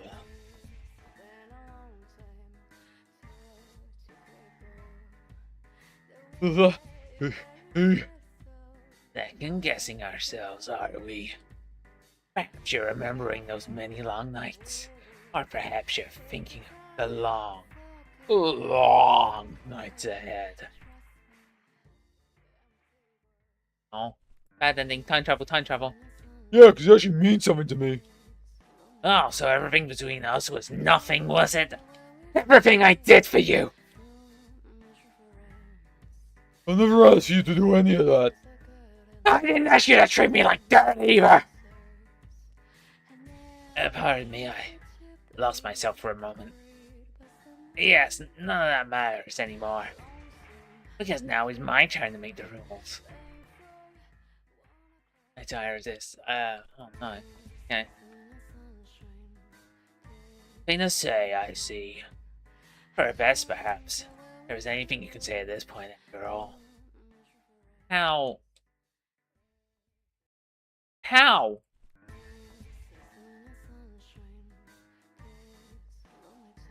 Alright, well, I guess. Yes! You'll see Pearl's VA following manga accounts. Yeah, I saw that. I mean, to be fair, it wouldn't be the first Steven Universe voice actress to go MAGA. Which is a really weird thing to come out of my mouth, I'm going to be honest. That tastes weird in my throat. Alright, even if I had a... No. Even if I had a craving for white rabbit, You bring the wine, I bring my stomach. Oh my. Champing at the bit already. Maybe you really have seen the error of your ways. I do enjoy a bit of character development. How? I'm picking every option. Okay. We're going to pick an option until I get the canon ending. I've better taste than that. Sorry, I went too far. Suppose I can forgive you. You've been through some very events. Not that one? Try insulting you comes naturally to me. Speaking of that, tongue will come naturally to you if you don't mind that mouth of yours. You best not forget where you are, dear. Yeah, the freaking void. What's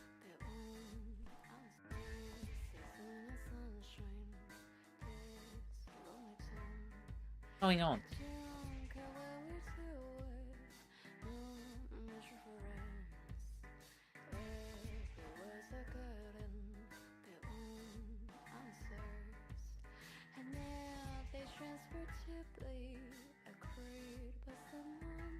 Hey.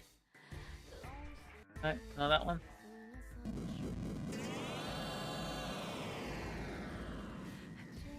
Everything I did for you!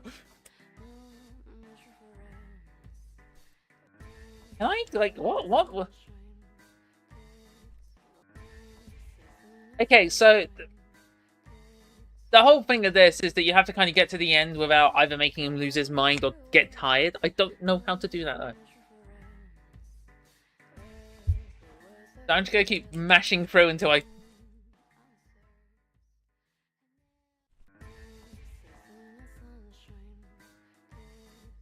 I don't know, maybe doing this.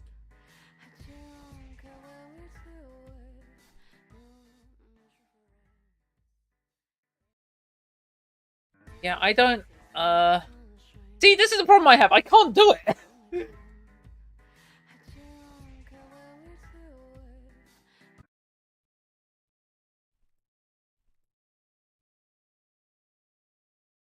Do whatever you want.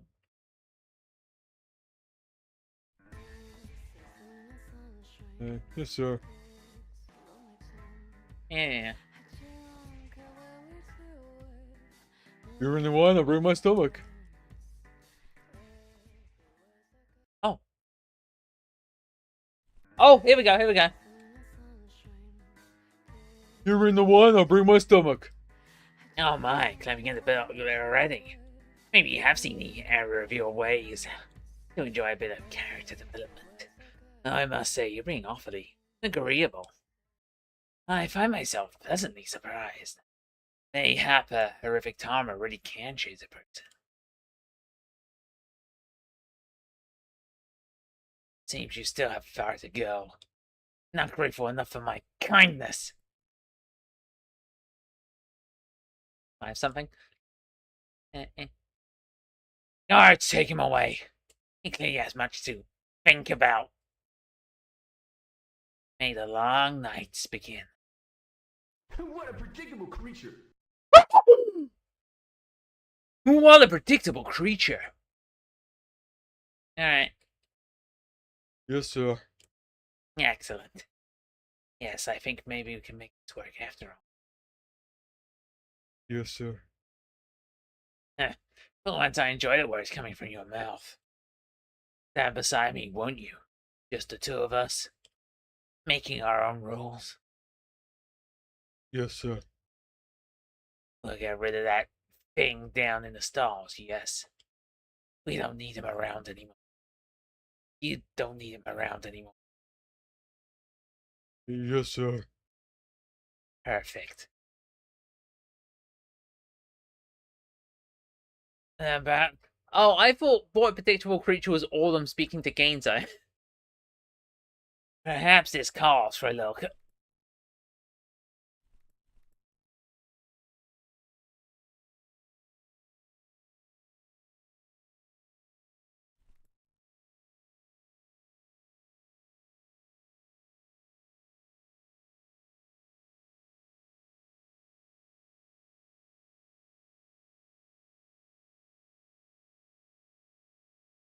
Here's For me.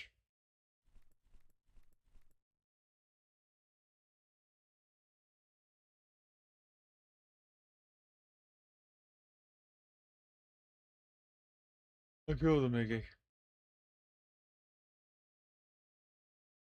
Killed him.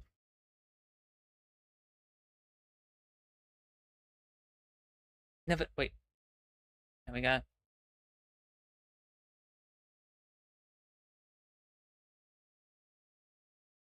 Alright, detour over.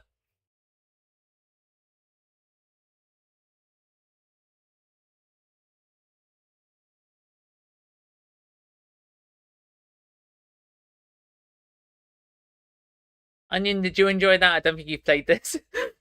Did you enjoy? Did you have fun? Did you enjoy seeing all of them get freaking slaughtered? Stingus. Stingus indeed. We'll be back in 15. Okay. Yeah, but I'll yeah. We'll get back to the most horrific CG in the game so far. Enjoy thou dinner. Yes, the Stingus. Darn right. Alright. Let me let's get the game back.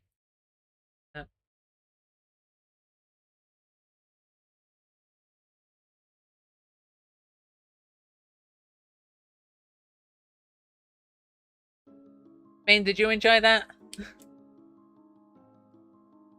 Apart from me having to like skip through constantly. Alright. Previously on our Wonderland, my game is disturbingly dark. And not in a not thematically, I mean like actually, why is it this dark?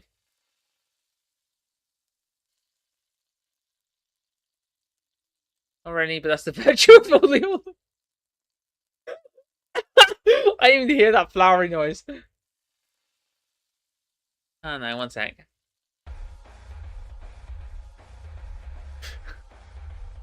Me changing my freaking desktop settings.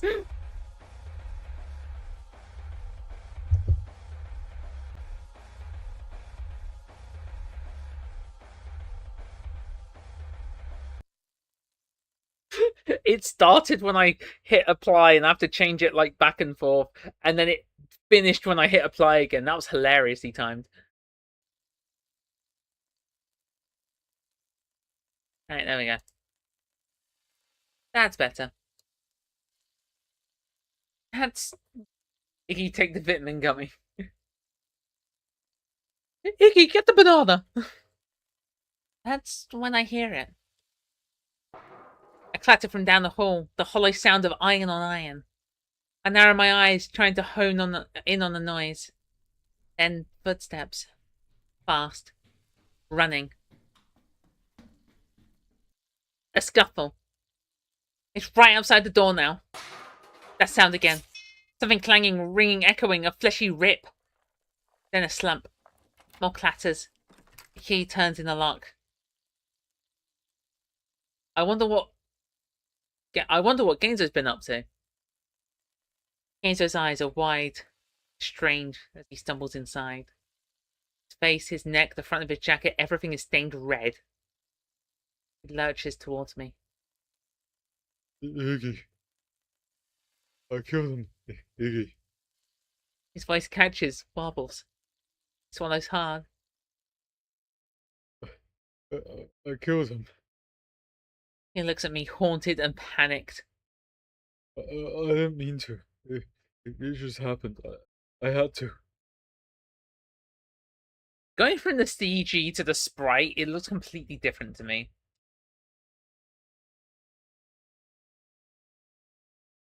He brings his hand to his face, clutching his cheeks. Leave it to me. Leave it to me. And he pulls them away. I see a cringe squint, wipe at the tears and blood. I need to get you out of here. He finally says. When his arms go around me, pulling me up, I feel him shaking and trembling against me. Come on. He hauls me up and onto his back, the normal scent of his jacket against my nose now stagnant with the smell of blood.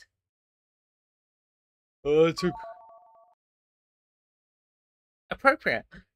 I took all of them. I took out all of them I came across. Hopefully we can make it out.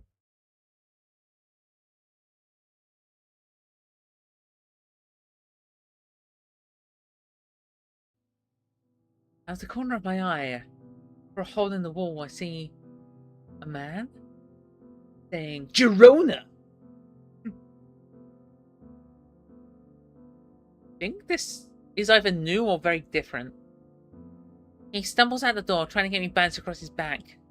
See the dead rabbit just on the other side, slumped against the wall. Bloody spear knife next to him, tip decorated with hair and other gooey matter. I look away. Then we're moving down. Then we're moving down the hallway, slow at first, then faster as Gainzo picks up speed. Door after door. One more rabbit. Two more rabbits. His footsteps echo up and down the empty hallway. Around the corner. Past the intersection of corridors. He suddenly slows down, hesitates. He shifts me up again, arms tight around my legs, and I feel his muscles grow taut. I glance inside the open door to our left, barely catching a glimpse of all of them on the floor inside the room. His chest and throat are flayed, barely recognizable. Chris. And blood. So much blood. Staining his face, his clothes, the bed and floor. Look away. My face harder into Gainzo's back. And he moves forward without a word. We make it to a set of stairs. Then down we go, Gainzo huffing and sweating beneath me. The hall wide and cavernous around us. And at the bottom we step out into the main hall. The door, the front door. It's there. But as Gainzo takes a step towards it, the sudden shout makes him freeze. Both look down the far hall, see a group of rabbits pointing and shouting. Shit. It spurs Gainzo into action. Using a strength he probably didn't know he had left, he sprints towards the door and slams his knee into the wood to kick it open. I swear I hear his kneecap cracking.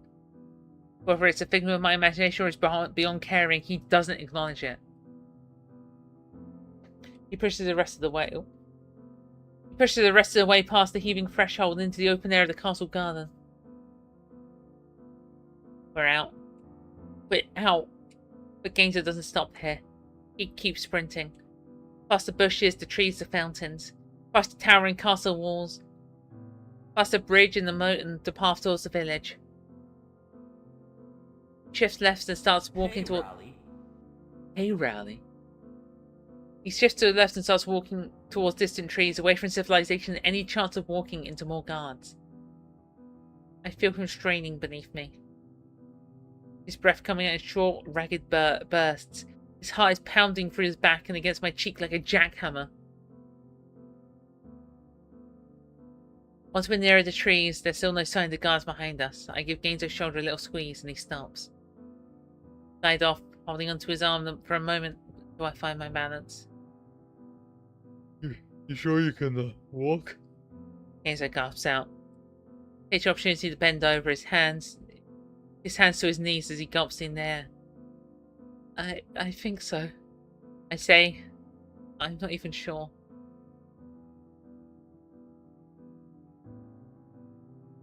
My body feels stiff and numb.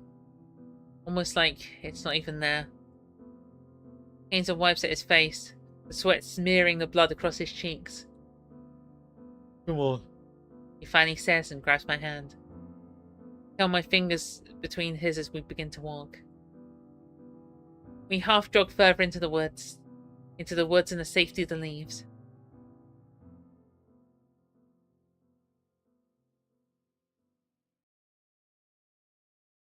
I'm just glad Anu wasn't here to see all of them get flayed.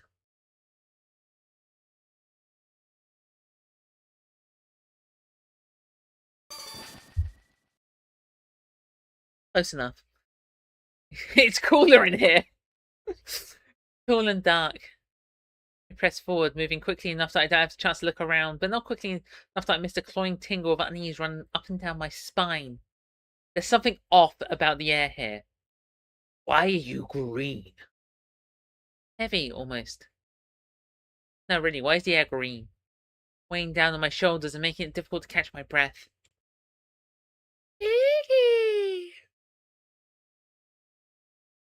I swear I hear the sound of my own name, like a whisper through the leaves.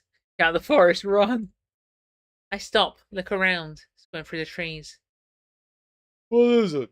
Genzo asks. But I see nothing and hear nothing. I give my head a frustrated shake. Nothing.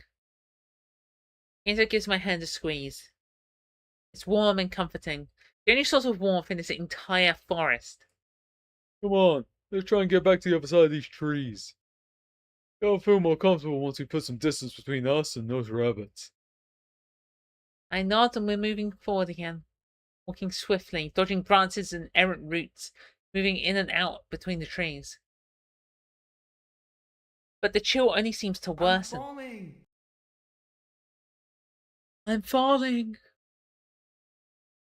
The point where the hair on my arms, the hair I still have left on the back of my neck, begins to stand straight with tiny prickles of disquietude. That's when I hear it.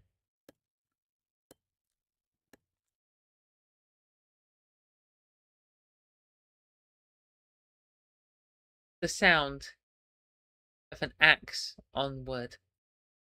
I'm gonna stop the flowery noises. I will, however, keep the I will keep the weird root noises up because I think they are freaking hilarious.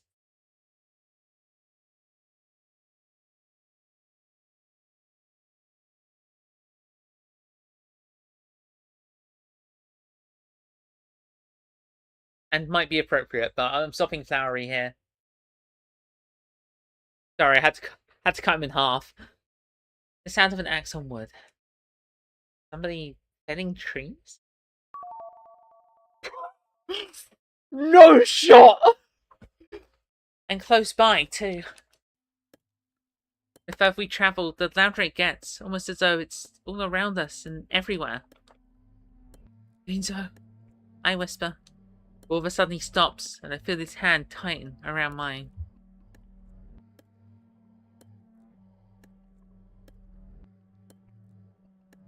Bucks? It is Bucks. Not more than 20 feet in front of us. Hacking away at a tree with an axe. There's already a pile of logs at her feet. But something's off. I need to stream off at some point. Hey, Bucks! Genzo starts. You're here after all? His voice trails off as if suddenly afraid to answer his question, of the answer to his question. Bucks takes another whack at the tree. Her axe sticking in the wood. Stops, silent for a moment. Then jerks it back out. She stands up straight, somehow taller than I remember, and turns towards us. Need some wood, do you? Genzo tries again. Her eyes are dark. She doesn't even blink. Instead, her head cocks to the side as she studies us. Doing here? She finally says, but her voice is scarcely recognizable. Slow and breathy, almost like a growl rolling off her tongue. He's almost rethink his approach because he takes a step backwards with a nervous chuckle. Actually, we're just, passing through. I didn't mean to bother you. We'll be going now, so you can keep chopping away. Genzo, I say with a shuddered gasp, tugging at the back of his arm. Other than Genzo, I low-key fuck with Bucks. You mean like normal Bucks or this Bucks? You're here to take me back, aren't you? Bucks takes a step towards us. I can see the muscles in her arm grow taut, bulging out against the skin as her hand tightens around the handle of her axe. No, we're not. You just keep doing what you're doing. And I sent you, didn't he? I knew he would. He never lets me have any peace and quiet. Lashes forward 1 step, 2 steps. We respond with an equal number of steps backward. No idea what you're talking about. Dude, that's got nothing to do with this. Honestly, we're just going on our way. Why can't you just leave me alone? She charges. Miss Bucks, I think she has aura. Fair. Alright. And in this instant, Genzo pushes me out of the way. Some such a deja vu rushes over me as I feel the ground rushing up, rushing up, rushing up. Then there's a hollow, woody thud as I see Bugs' axe strike the bark of a nearby tree. She tucks out with Grant, her eyes flashing. We don't need any more provocation. We run.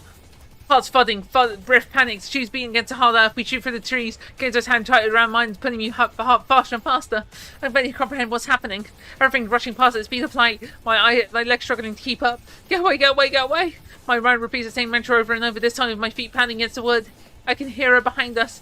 Hear the terrifying swish of her axe as she cuts the branches and leaves. Hear her ragged breath, unearthly snarls. I try and focus on Genzo as I feel the muscles of my leg grow tired, weak, numb, wobbling in their incessant forward sprint. Suddenly Genzo stops. It happens so quickly, I'm unable to slow down and go careening directly into his back. We stumble forward. It's a hill.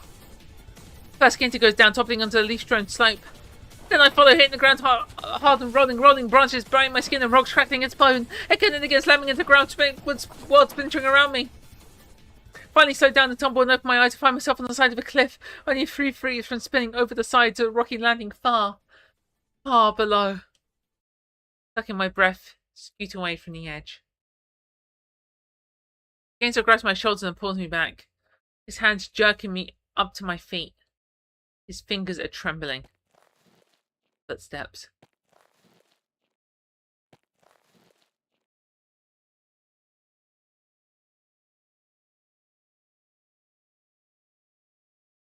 I have a feeling in my spine that I'm gonna, like, unexpectedly cry.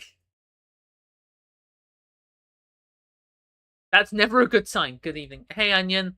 We're running from bugs. Appropriate sound effects? What the hell was that? Oh. Behind us. She's there. We both see her turn, her limping towards us. Feet dragging, her axe swinging. The very air around her seemed warm, like the air above asphalt on a hot day. Yeah, Genzo. I say again because there's nothing else to say.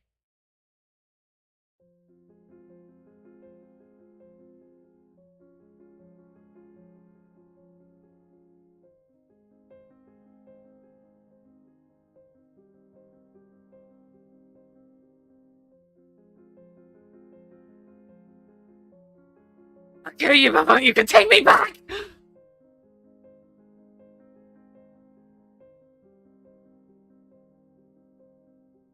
Genzo!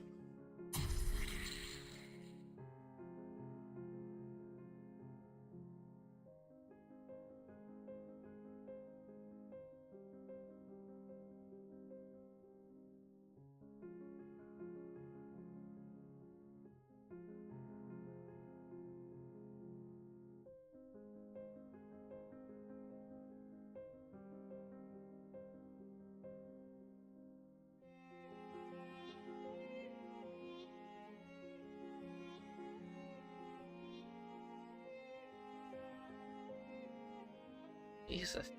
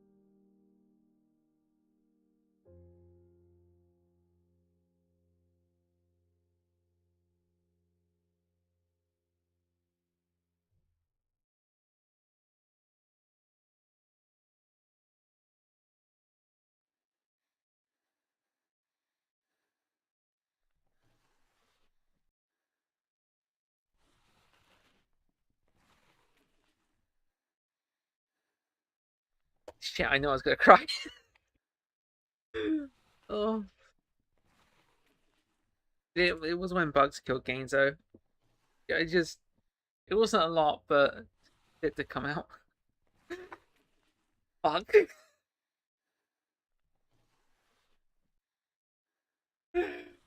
Oh.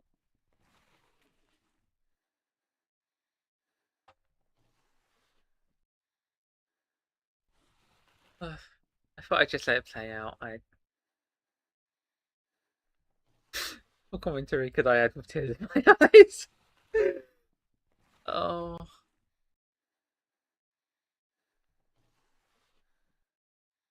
Next loop, Iggy's gonna bring out a gun. Dang, they're frightening this fire.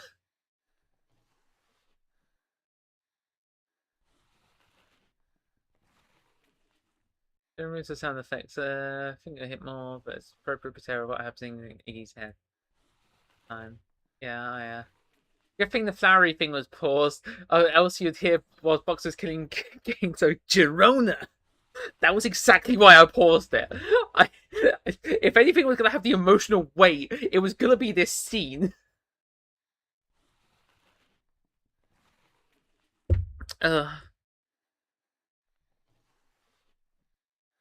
Jeez.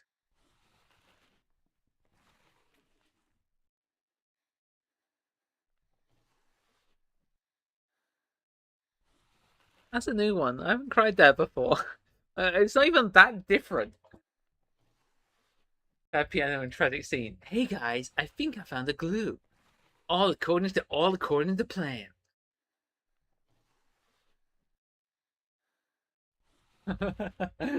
Oh man, I'm this bad now. Hulk 4's gonna kill me. I think Hulk 4's actually gonna kill me.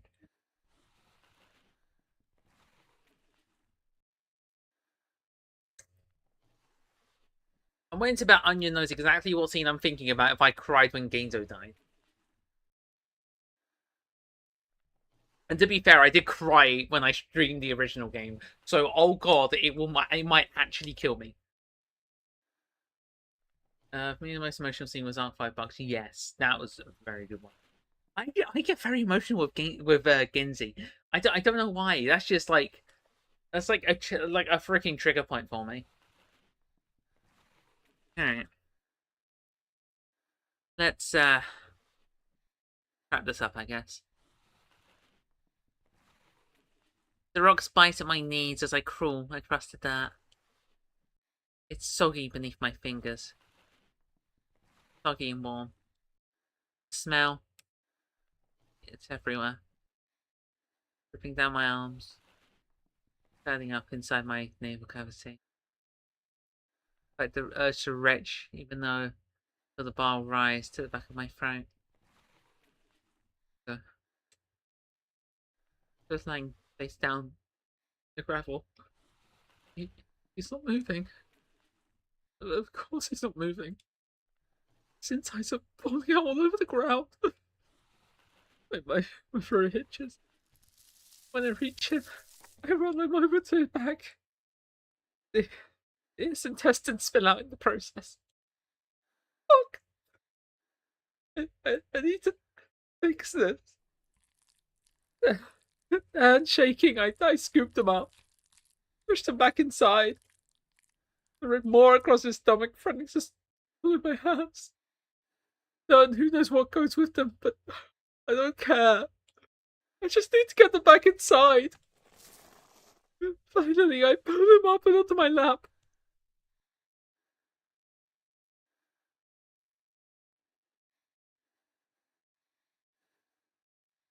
And his brain through the soggy folds in his hair. It doesn't look like he's sleeping. It looks like he's fucking dead! Whoever spread that worst tale was a fucking liar! Close my eyes. Let a shut of breath. I don't even realize I'm rocking. Rocking back and forth. Back and forth. Strange half melodic hum buzzing on my lips. It hurts. Fuck, it hurts! My heart feels like it's splitting in two. My chest feels like it's being stabbed with an ice brick again and again and again. I've never felt pain like this before. Make it stop. I clench my eyes shut so hard I can feel them pounding. Make it stop. Iggy.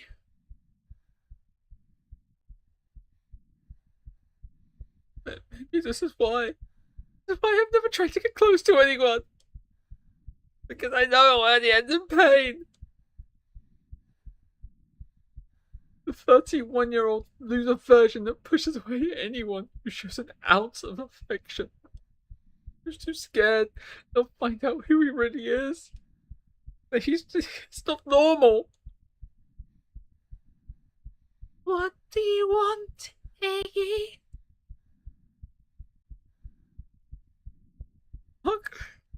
Fuck, I've really fucked things up this time, haven't I?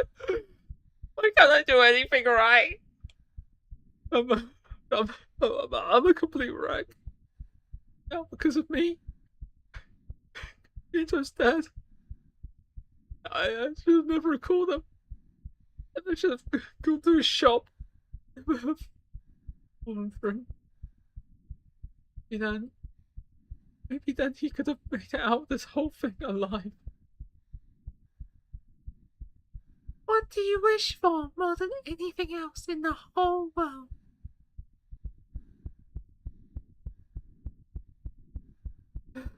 Jesus fucking Christ, it hurts! What do I wish for? I wish for the pain to fucking stop! You can do that, can't you? Stop the pain! It was better before I had a chance at happiness! Before I allowed myself to feel anything! No, all I feel is pain. My heart hurts so bad. I can't take it anymore. I don't have anything to make it stop. Make it stop. Make it stop. Make it.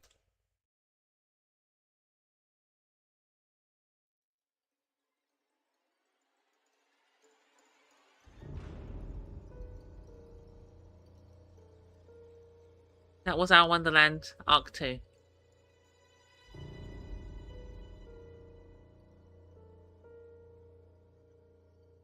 Terrifying voice acting. Thank you. I was putting my all into that one. I I really pushed as hard as I could for that one.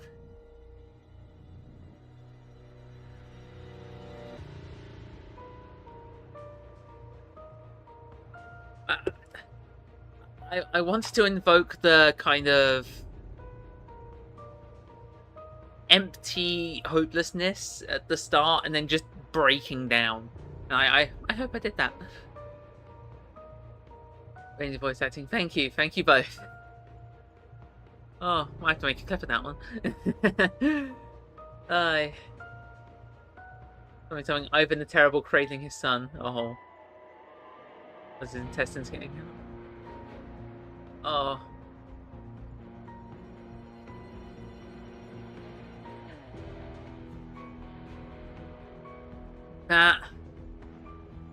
Hope he gets a gun at some point. Made it in the amendment too. Yeah, my favourite VNs just need the protagonist having a gun. It'll make them better. Look, I'm gonna be honest. Maybe I should restart the game. I think I need to pick powerful build.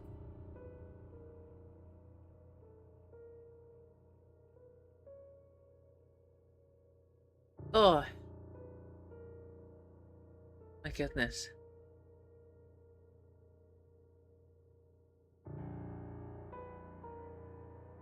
I mean, I've still got some time. I might wrap this around. Because we started a bit into arc. We started a bit into the next arc. I can, you know, get the ball rolling at the very least. What is that achievement icon?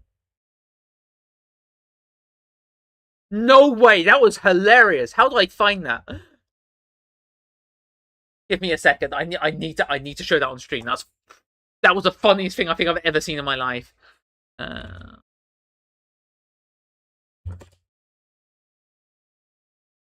gonna proceed to the breaststock. Yeah.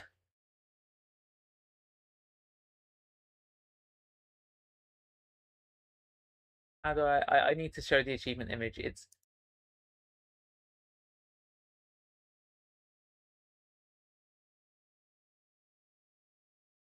alright, one sec, I'm just need to put it up. Downloads.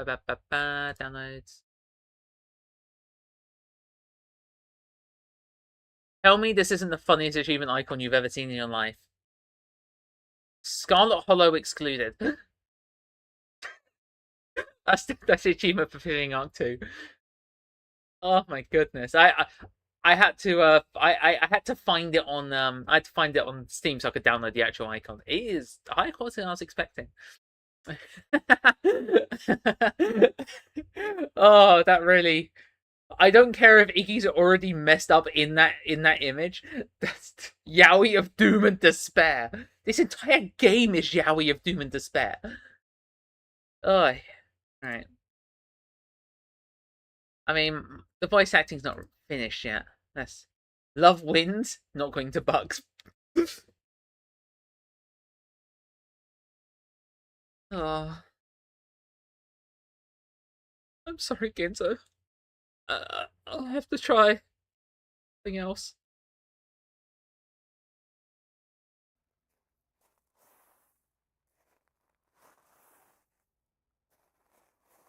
Something else? Something else to seems as my brain attempts to latch onto the fleeting sense of something very important. Something I don't want to forget. Something. It's gone. Replaced by the dull scratch of Mrs. Dornish's trash bin as she rolls it down the driveway.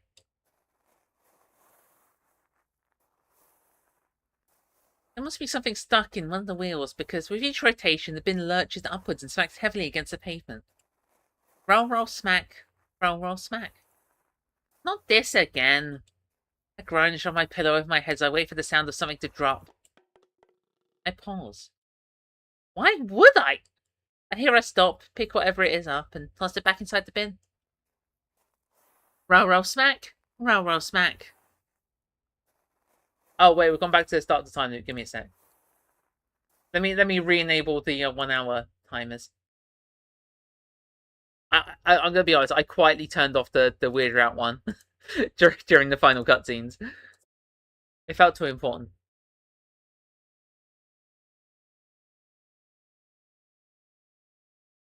I lay there for a moment, brows furrowed against my closed eyes, but ultimately shake it off. I push myself up in bed, rub the sleep out of my eyes, look around. My room. Yep, this is my room. The same as it is every morning. So why does it feel so empty? I pull my knees up to my chest and just sit there, taking everything in. A strange feeling of loneliness is tugging at my chest. As though I've lost something important. Something I don't know if I'll be able to get back. I shiver. Sigh. Chew on the inside of my cheek. Then reach over my glasses on the bedside table and lob them across my nose. I wander off towards the kitchen to start a coffee pot despite the dull heaviness weighing down on my heart.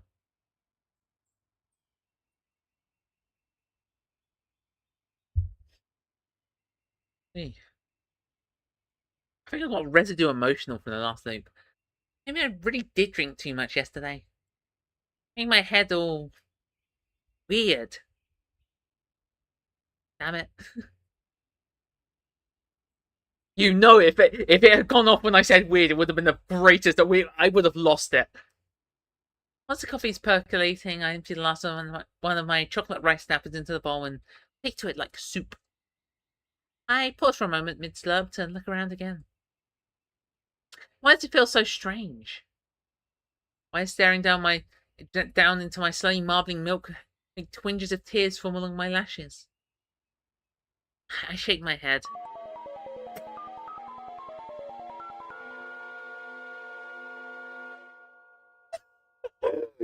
close enough!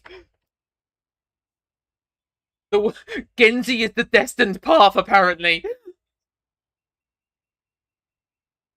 I don't have time for this.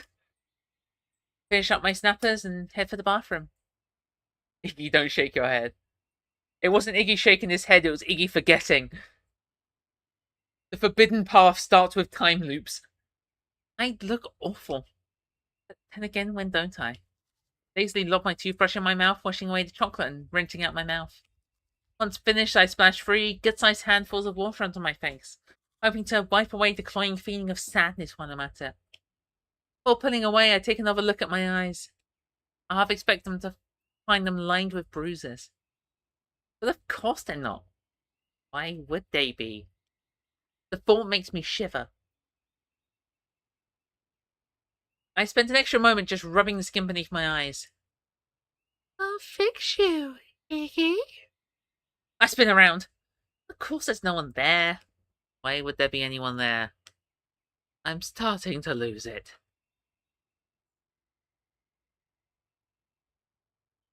Wait, Iggy's shaking his head, going, I don't care to think of the memories. That is the start. That is the true start of this loop. The forbidden path was started with forget. Guys, I think I found a glue. Glue. I think I found the glue. The coffee's handy, ready by the time I step back out. But even as I grab it and start to head to my desk, I find myself just not wanting to work. I have to work. I have deadlines. Project due. I stare at my monitor until my vision starts to blur. Then walk back into the kitchen. I'll work eventually. Maybe just take a little time first to clear my head. I sit down at my kitchen table, hands perfectly curled around my mug, and wait. 1 sip, 2 sips. I stare at the wall. Stare at the grease-motted front of my microwave. Stare at my fridge, the takeout menus held askew with developer jokes, adribes, magnets. 3 sips. What am I waiting for? I don't know! I'm definitely waiting for something! My mind drifts to Gainesville for some reason. I wonder what he's doing now. Is he at his shop? Something inside me really wants to see him right now. Yes, please! I'm sorry, Onion, but I'm an orthodox Gainesy myself. Thinking about it sets off a mini alarm bell in the back of my head. I give myself a shake, snap myself out of it, and go back to my staring. I don't know why, but I feel so demotivated. Anything seems like a chore. And I just feel empty. At that moment, I feel my phone go off. Fucking hell, I made an edit of them. Sorry, Onion. I apologize. It's just you're so all the magendery. I had to. I have to like confirm with you. Fuck shit. Some noise gives me about a heart attack, and a jolt of surprise, I splash hot coffee up and on my hand. God fucking. I charge her anyway, nursing the smartening skin as I balance the phone between my shoulder and ear. Hey, Huna, what's up? I asked without confirming the name on the caller ID. But the sound that comes through the receiver doesn't match my jovial tone. Sobs, harried sniffles, a cough. Huna, he's crying. Iggy. Oh. Oh, shit. Right. This is... Bring a hand to my forehead, massaging the deepening creases. It's bugs, isn't it? My insides start to twist. This triggers another cough from Huna. How did you... How did you... Then he must decide it doesn't matter because he continues all the same. I don't know what to do, Iggy. She's gone. Gone! Oh, that was good timing! I hear his voice crack through the receiver. She took Sadie. No sign of them anywhere. Called and I called and I called. I shake my head, trying to collect my thoughts. I'm having trouble figuring out what to say. Did she say something? I mean, last night? Hina's voice shakes. We had a bit of an argument, but by the time we went to sleep, things were mostly fine again. And I didn't wake up once. Shady, she never cried. He pauses, and I hear him swallow. I have a really bad feeling, Iggy. Something's not right. Something happened. I run a hand through my hair. You feel that way because you're nervous and scared. I'm sure things are fine. Even I'm not convinced by my words. I feel sick. Maybe something came up. Maybe her parents called or something and there was some kind of emergency. Hey, Huna sniffed through the phone. It's been hours now. I don't know what to do. I rub my face, my eyes, trying to stay focused on Huna. What do I say? What can I say? I'm sorry, Huna. I don't know. I really don't know what else to do. I'll keep calling her though. If we keep trying, I'm sure one of us will finally get through. I'm sure. Cringe, but continue. Everything's fine. The line's quiet for a moment. Then, soft as a whisper. Okay. He sounds so despondent. I don't blame him. Keep me updated, okay? Sure. The line goes dead. I bring my hand down with a sigh, staring down at the brightly lit display of my phone. I could have handled that better. But somehow, I can't help but feel that it wouldn't have mattered. As a quiet returns, so does the feeling of emptiness. Dang. Iggy's feeling cold inside. It gnaws at my insides like a rat trying to escape a cage. All of a sudden, I just really need to hear someone's voice. Not only that, I can try again. Try again? Try what again? I start scrolling through my contacts. Yeah, maybe I can call someone. But who? Not like I got a lot of choices. My phone pauses over Gainzo's name. No. I shake my head. No. Continue scrolling. G-Sprint didn't scream. Someone else. Someone I haven't tried yet.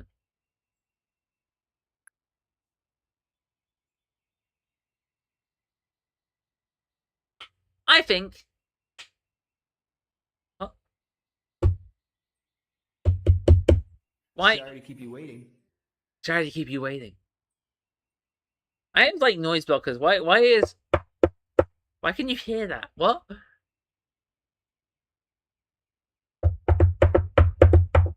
Okay, if I want to clap, I'll just slap the desk. That's good to know. Alright. I think I'm going to leave it here. Just to be immediately cruel to Onion. I'm going to leave it here.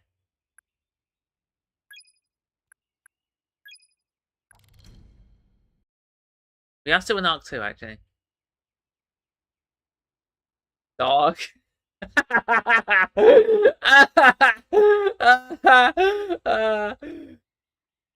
Do you want me to keep going? Do you want me to do the phone call and then stop after that?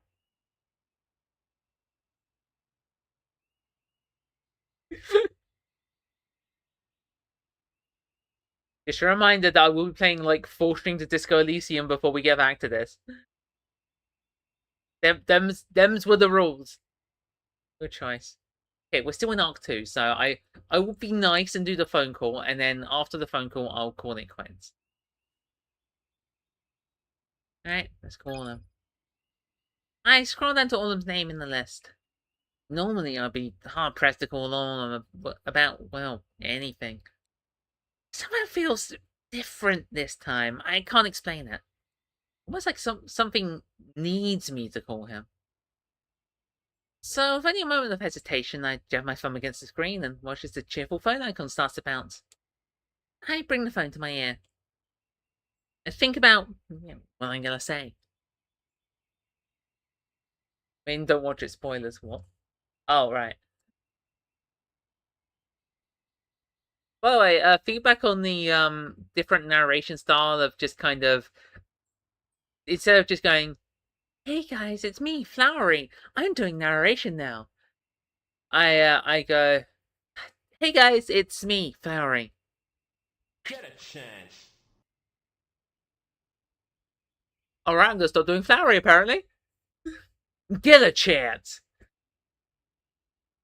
Do you like the thing that I've done? Like with the kind of more responsive, I guess, the more responsive kind of narration. Think about what I'm gonna say. Wait, what am I gonna say? Ask about books, of course. What else will I ask about? Just maybe show some interest in him for once. No difference, in my opinion. Okay. Hey, Grimace. Rue. I called him for the first time in, like, forever. I had to jump into concern over someone else. That would certainly paint me in a sympathetic light. I guess I lost my own back and forth preparation. I didn't even realize no one's picked up until the line switches to voicemail. I blink. Pull the phone away. Weird. Guess he's not around. The digital voice in the line tells me to leave a message after it beeps, so in semi-panic I blurt out, "Hey, hold on, call me back, okay?"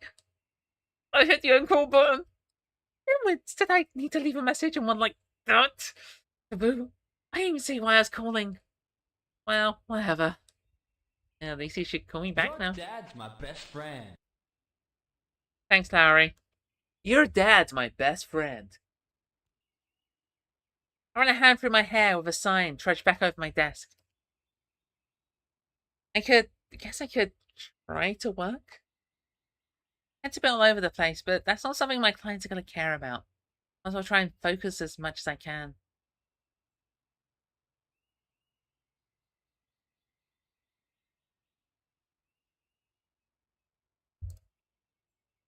I flopped down on my desk and snapped my headphones over my ears. Now, let's see what I can get done. Once I find my groove, time passes quickly. 1 hour, 2 hours. There's no electro swing. 0 out of 10 worst arc. Wait, was that the 0 out of 10 or the electro swing comment? There's no electro swing. I yawn and sit back with a stretch, gazing proudly upon the custom API just gotten done finished debugging for Mr. James Adelson. It's only as my thoughts are returning to reality as I realize that Autumn still hasn't called me back. Check my phone just in case I've somehow missed it, but new calls. I chew on my bottom lip, brow furrowing. Not caring that it may look a bit weird, I find his name on my recent calls and try him again. Still no answer. I don't leave a message this time, but the message in my stomach sends me plenty, all gurgling butterflies and hissy soda bubbles. This really doesn't seem like him. What if something happened? What if he never made it back from the party last night? Tear up my eyes. That's ridiculous. But still. Where does he live again? I swipe over my group chats. I vaguely remember him giving his new address when he moved. Was that last year or the year before? 2.5 years. Dang. I open the address on my phone map to check the route. A bit far to walk. It's all the way over on the other side of downtown. I take the bus though. Get off at Kant Street stop. Am I really doing this? Apparently I am, because I'm already wandering off to change to a decent pair of pants and find my shoes. Wait, did that go off when I said pants? Iggy, no! Time to have a little adventure. You don't want them overworld sequence. But we've hit arc 3! I meant to stop here. Okay, so okay.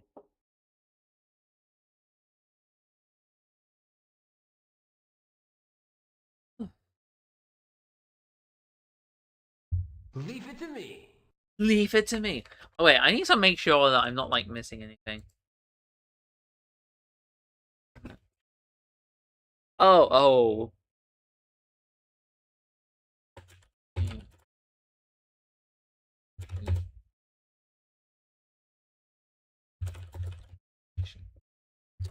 Just double checking Hales.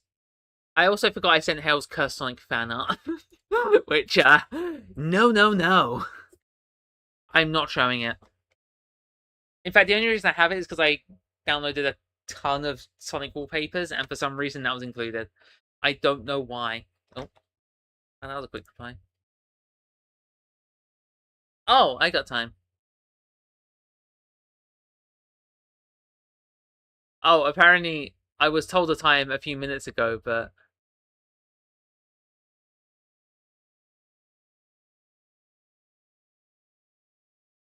What's going on? This is a public service announcement of the Hales.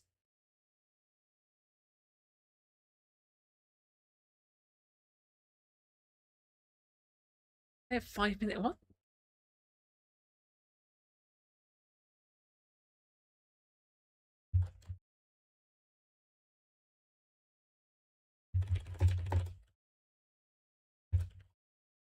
Sorry, I'm ripping apart what she's telling me. Give me a sec. Alright.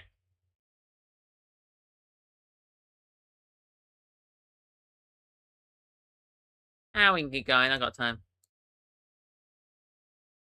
There's no response at my first knock. We'll do this sequence and then I'll stop. Makes me feel a little more ridiculous. In my second no, I hear shuffling on the other side of the door. Pops open against the lock, and I see a single green eye blinking at me curiously. It shuts, then opens again, this time with the lock undone. They're eating my flesh.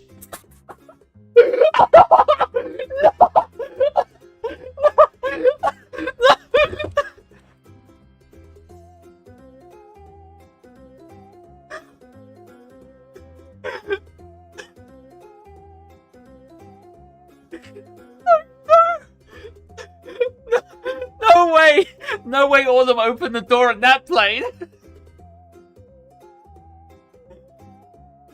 Oh my god. I think this might kill me.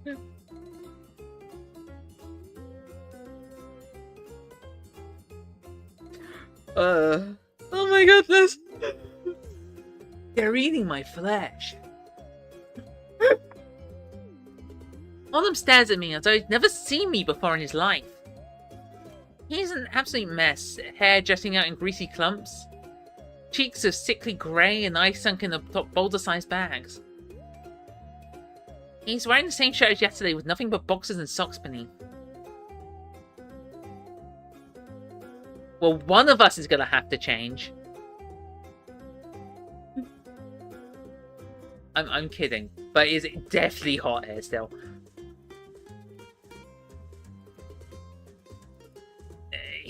Okay. He blinks. I raise a hand with what I hope's a friendly wave. Hey, and then I have no idea what else to say. Are they called earlier? He squints, tilts his head back, and sees us snap to attention, frantically searching his pockets. When he doesn't find what he's looking for, he throws a glance back at the apartment before returning to his gaze sheepishly. I seem to have misplaced my phone. His eye twitches. Did you need something? Well, is everything okay? I guess I got worried when you didn't pick up. Onion, you clipped it, you legend.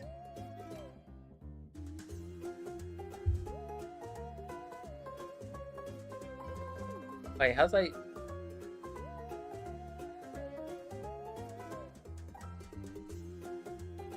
Should I just give it a quick look? Again, this time with the lock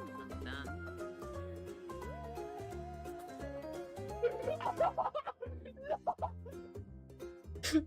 Thank you. That's the best clip ever. Thank you for that clip, Onion.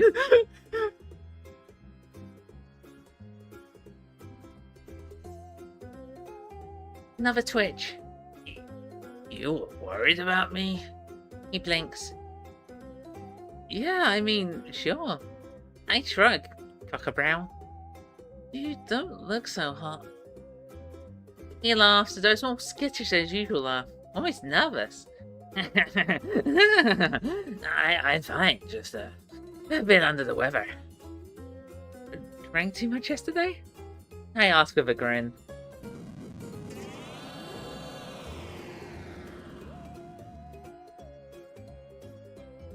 Keep it down next door, please.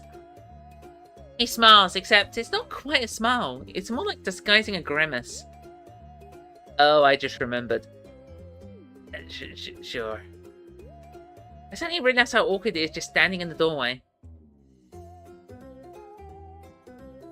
I really wonder how much hate does this normal Orlem hold for Gainzo. Weird when Orlem tried to smile. Would it come out more like Tabitha's smile or the expression?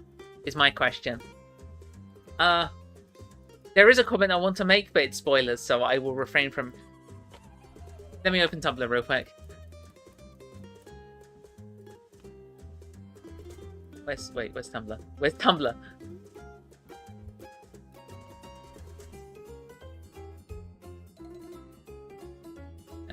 One sec. I am replying to your comment about really wonder how much hate all of them has for Gainzo.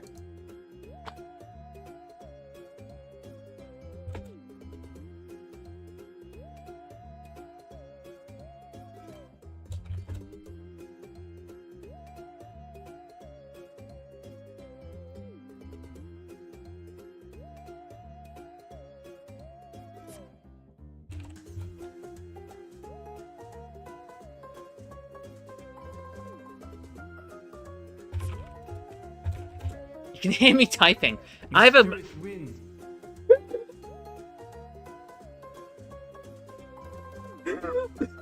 It's just mysterious wind. Alright,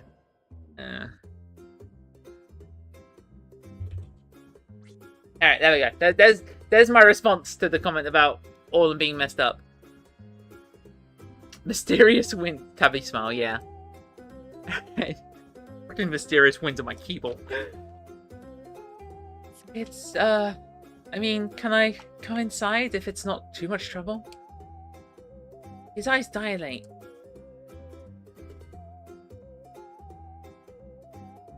He stands up just a bit straighter. You want to come in? Another set of blinks. He throws a hesitant gaze back into his apartment. Then finally steps back. Sure. Go right ahead. He tries to curl an errant lock of bang behind his ear, but it falls out. Dang mood. I step inside.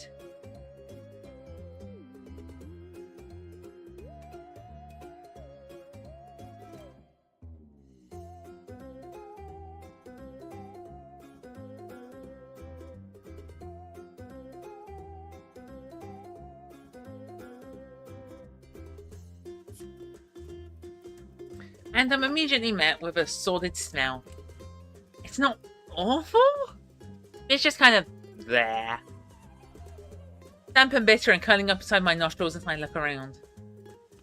Okay, so fun fact. For an Our Wonderland video I did, that was like a recreation of the game style, I used a picture of my own bedroom for Orlem's apartment. I'd like to point out, it was cleaned up the next day. But, yeah, that picture just looks up like really messed up with the giant suitcase. That is actually what my room used to look like. Damp and bitter and curling up inside my nostrils as I look around. The apartment is just as much a mess as Orlem himself. Clothes piled up to the floor, sheets and blankets half falling off the bed, and clutter everywhere. Empty fast food wrappers, unopened mail, weird little trinkets, bottles, cans, glasses. Even the curtains look ready to give up the ghost, half falling off the rod and leaving a crescent moon of sunlight on the opposite wall. I don't say anything, but surely it's all over my face. Orlem just stands there, wringing his hands. Another sweep of his hand through his hair. He darts towards the bed and pushes a tousled mess of blankets and sheets. You can, sit here. He pats the newly cleared space. I do as I'm told, mostly because I'm not sure what else to do. If I felt awkward at the door, it was nothing like how I was feeling now. Orlem scratches his head. You want anything? Sorry about that, guys. It's okay, Flowery. Orlem made his own mess. Sorry about that, guys. I must look at him blankly. Coffee or something, or water. I think maybe I got some Coke too. Oh, coffee's fine. I mean, if it's no trouble. It's fine. It's great, though. Just put a new parlor. He scratches his arm, almost like a dog scratching at fleas, then skitters off towards the kitchen. I stare at him in ways as he disappears for a few moments before redirecting my attention back to the room. It's a lot smaller than my apartment. At least I've...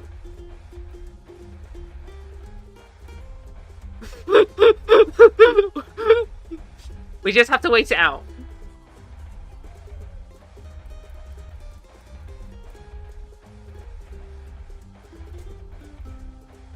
To be fair, I do give both of them nasally voices. Very much support each other. It's lots more than my apartment. At least I have my separate room for my bed. But this might not seem as small without the junk everywhere.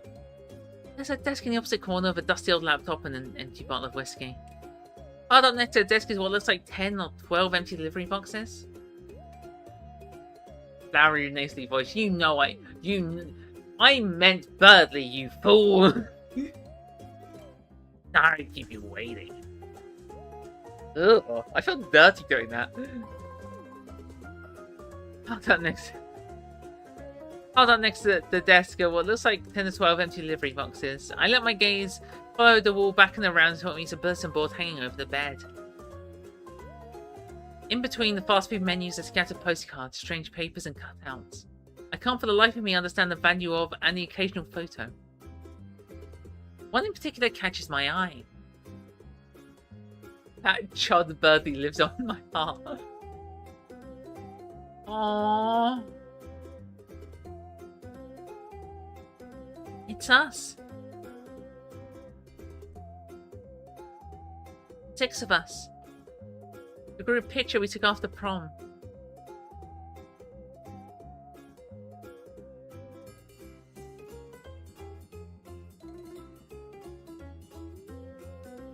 It's funny that they're like in the middle of black and white balloons because I don't think a single one of these goobers is like fully straight. Maybe who I don't remember who now.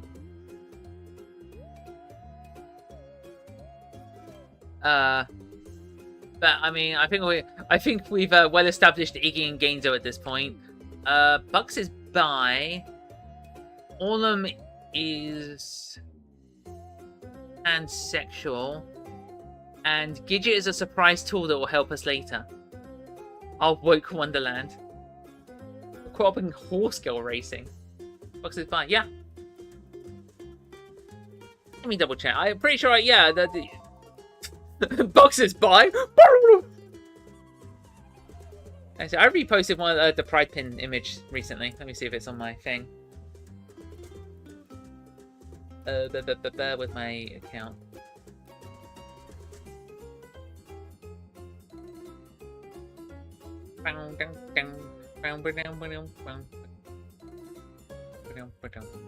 Susie. Susie. Yeah, Bucks is bi.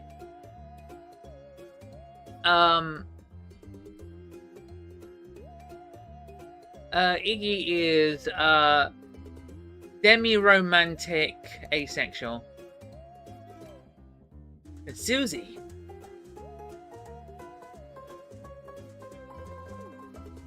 But yeah, let's not talk about Gidget too much. But we'll save that for later.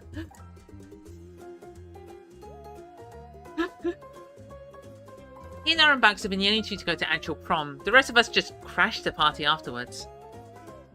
Look so happy. Our high school always held an all-night event of games and food in the gym after prom. I guess to keep the students from going off to party and drink all on their own. They look pretty smart, even me for once with my little sport coat.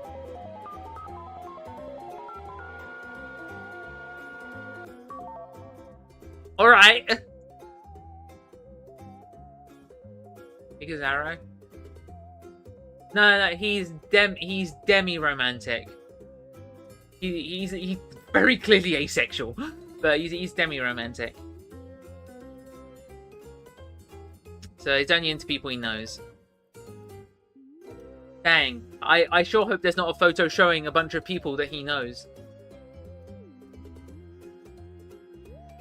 He just got his arms around Orlum and I's shoulders, thumb shutting out the sides like some kind of 90s frat boy. He just got her hands on her hips, looking mildly irritated at something. Bugs is dying of laughter at something, practically falling over Huna's shoulders. Damn, that does feel like a lifetime ago. Bit of a strange night though. The games were getting super clingy for the first few hours. He'd snuck some alcohol and started making all those off-colour remarks he'd gotten progressively more wasted. He just disappeared. All of them too, and I'd be left to hang out with Gidget the rest of the night. Yeah, we saw that last arc. He kept leaving unsubtle hints about how much he wished he could have gone to prom. And oh look, Diana's dress. Wouldn't it have been magical to wear something like that? And then later that night, looking across from the other room jolts me from my nostalgic reverie, and I throw a worried glance at the direction of the kitchen. Just for Maiden's sake, content warning on, okay, we ain't gonna beat around the bush. Content warning for self-harm. So just Maiden be heads up. It continues for a good 10-15 seconds. One of those wet, phlegmy convulsions that wrecks your whole body. If it had played when I said self-harm, I think I would have burst out laughing and immediately apologized. I'm sorry. It would have caught me off guard too much. And it only ends when something buds hard against the countertop. All according to plan. No, not the time. Okay, wait, we ain't waiting for comments. We can see if he's alright. Worry getting the best of me, I dart in the kitchen entryway. Besides, I need to rack up points with Orlum. Hey, everything alright in here? Orlum spins towards me in surprise, one hand to his mouth and the faint glimmer of tears in his eyes. He seems to tense. It's time. Gaze flirts around the room nervously. My own eyes follow. Small kitchen and strangely bare, especially compared to the other clutter of the adjacent room. My attention goes first to the puttering coffee maker, then to the table with two folding chairs. One of those industrial-sized bowls of bleach is on top of the table, or the wet towels clumped next to it. One lurches towards me before I have a chance to inquire. The coffee's almost done. His eye does that twitch thing again, and he keeps clasping and unclasping his hands. I take the hint and back away. Not that I really mind, I'm feeling uncomfortable enough as it is. Instead, I wander back to the bed, taking the opportunity to rub my eyes beneath my glasses once I'm seated back down. When I reopen them, my vision clears. I see Orlum standing in front of the entryway.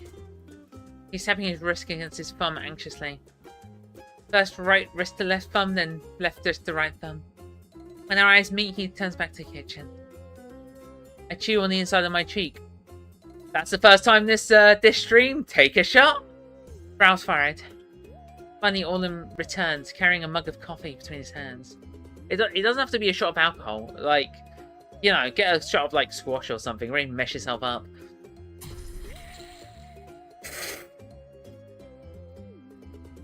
The forbidden path started with fruity squash. We all mind that. That's why I said squash.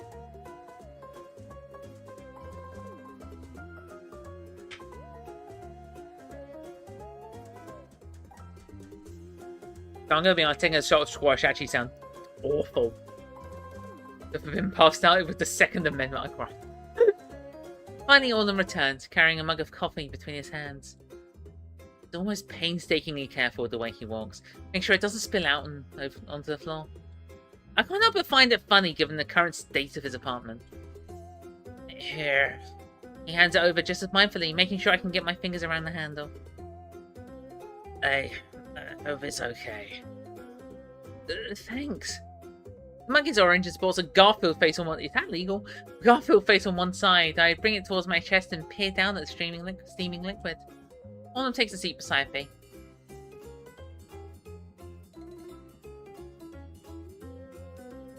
Oh, you can see the prom photo in the background. That's adorable. He sits close, too close. His bony knee touches mine. I can hear him breathing not far from my ear. He pushes his bangs back again and again. Are you gonna drink it?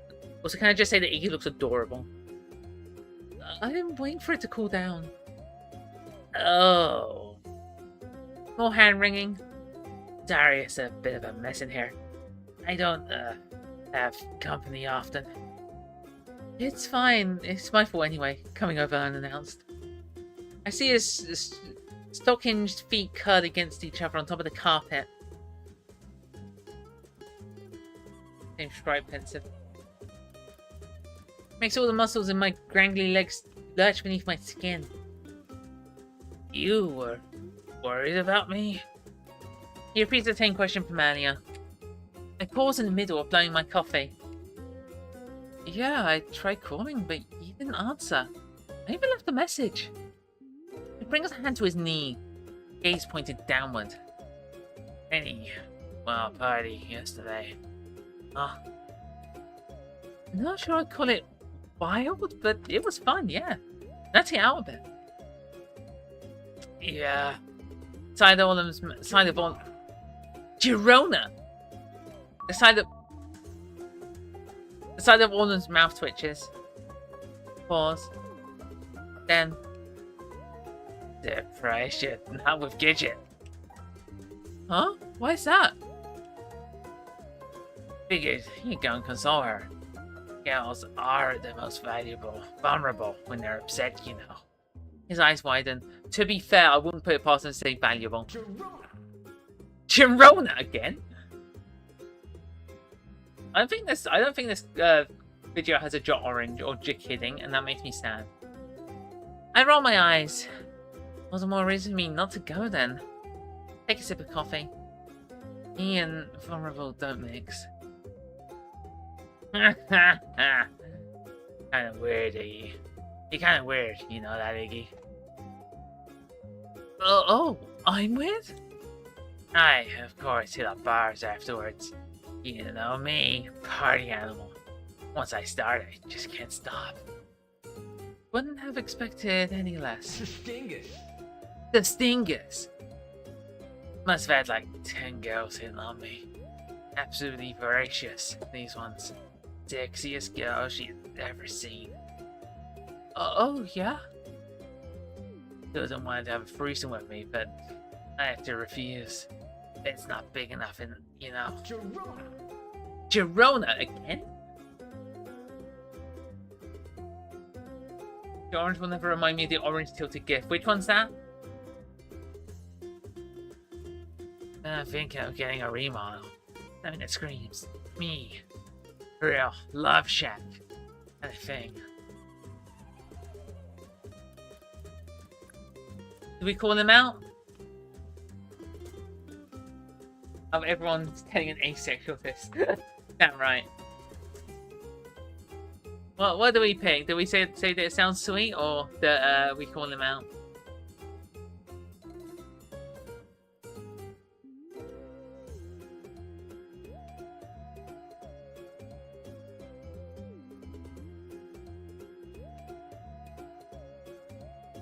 Hey there, little guy. Hey there, little guy. Vote for calling him out? Okay.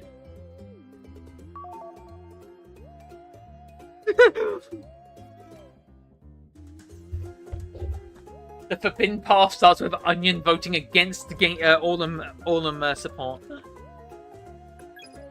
And here I thought you were... Here I thought it was because you were seeing someone at work. His eye twitches. He frowns. Half smiles. Of course. Right, and that. I take another sip. He leans in close. Eyes growing wide as he watches me drink it. I pause. I turn towards him, one eyebrow raised. He sits back, clasps his hands, unclasps them. Okay, that was just bad. No, that didn't fit. Yeah. Do you want something to eat? I could order something. I'm fine, really. And look at him for a moment. Really? Look at him! The greasy points of his scraggly bangs, the greenish tint of his cheeks, the way he forcibly knee nobbles keeps knocking against mine. Orlum, I finally say, you seriously okay? He blinks. Laughs.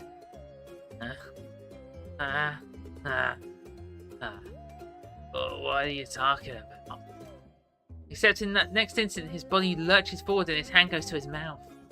Some movement makes me jerk backwards, spilling about half my coffee onto my shirt. Excuse me. He manages before abruptly sliding off the bed and forcing the racing to the bathroom. What the fuck? I didn't even mind the coffee. Yes! I didn't even mind the coffee. I'd sit the mug down on the floor and take off after him. Then reach the door just in time to see him throw out the contents of his stomach into the toilet bowl. Alright, I'm gonna... Okay, once again, this is actually serious. I'm stopping the things. It sounds awful. Each heave is a horrific gag that sounds like it's ripping his throat open. His shoulders shudder from the force of it.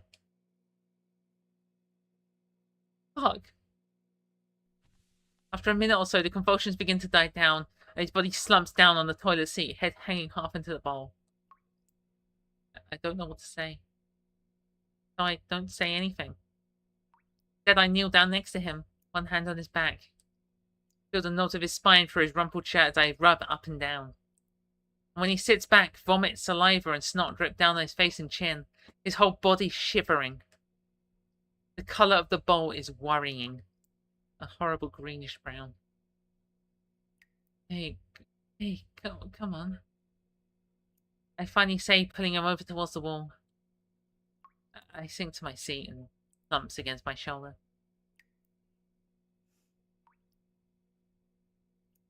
It's quiet.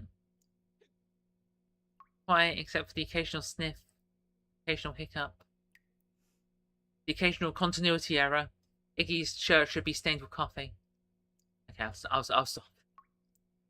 There's a towel half wadded, half hanging from the rack, short way overhead, so I grab it and use it to wipe his mouth and chin. You're fine now. For some reason, this makes him smile. Chuckle. See him bite down at his lip hard.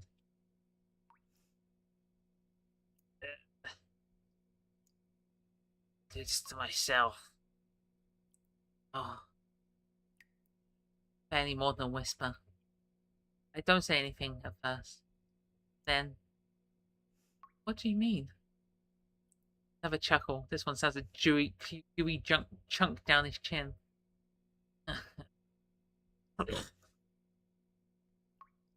Satisfying somehow. That come pouring out of me. Ching myself. Frozen now. One hand on his back, the other still clutching the towel. It's the only way. The bad thoughts go away. Fuck. I close my eyes, open them again. Fuck. My mind jumps back to the bleach on the table. All of you. Oh, you can't.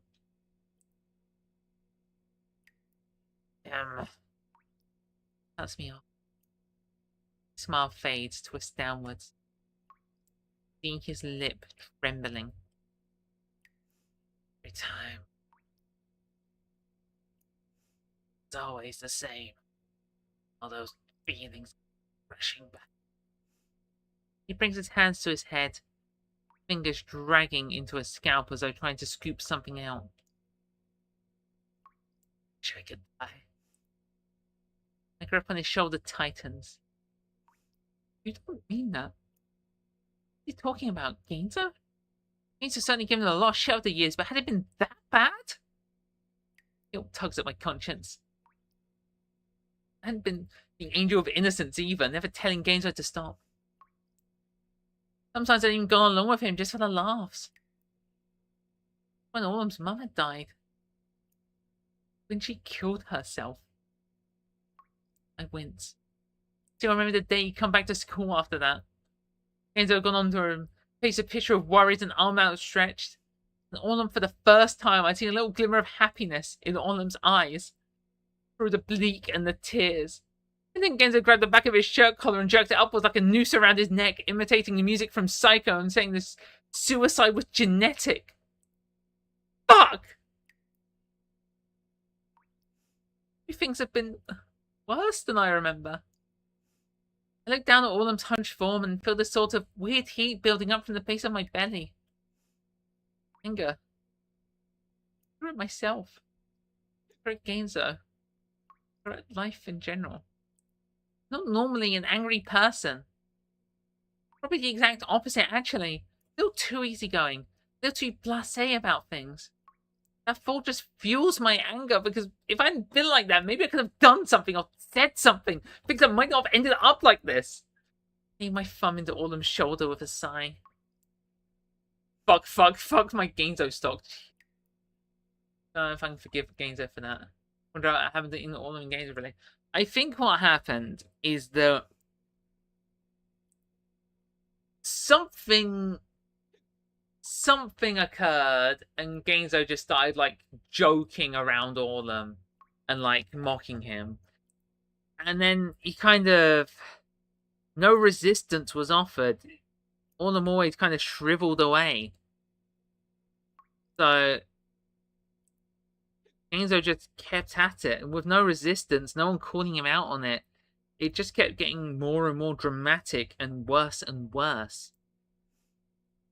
Like, I ain't gonna say Genzo's innocent in this. But it's not like anyone else spoke up. It's not like Gidget spoke up. It's not like Bucks spoke up.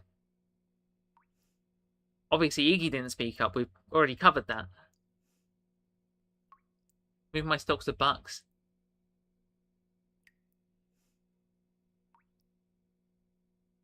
Maiden, you're putting your stocks in an actual like child murderer. I need my thumb into Orlum's shoulder with a sigh. He gives a little hiccup, his back jumping. No one's ever done anything like this to me before. He glances back at me with a smile, and for a second I see the old Orlum. High school Orlum from that photo. He might still have been jumpy, mousy, whiny little thing, but at least when he smiled at you, there'd been some genuine joy and happiness behind it. I returned the smile and put him in against my side with a squeeze. Hey, what are friends for?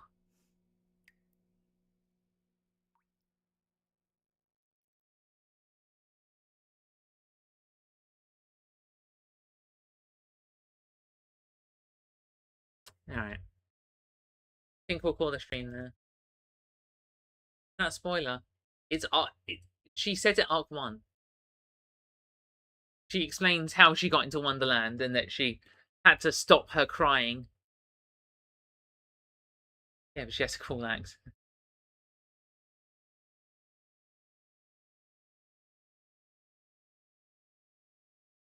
Yeah, I don't know. I feel like...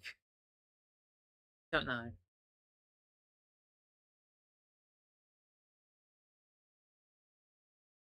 I assume the Wonderland influenced to kill Sadie. Did you... I saw your asking Carrot. Did you ask about that? I forgot.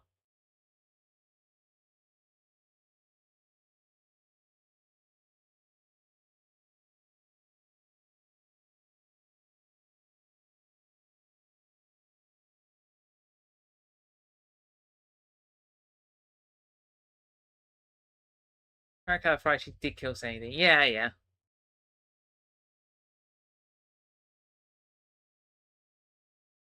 Oy. What a stream. What a stream. All has been played. Genzo just straight up had his insides become outsides. Bugs got to meet an axe personally many times, and well, that we just saw. First problem is one. Son of a bitch, yeah. Gato's too problematic. I'm shifting my stocks into child murderer bucks.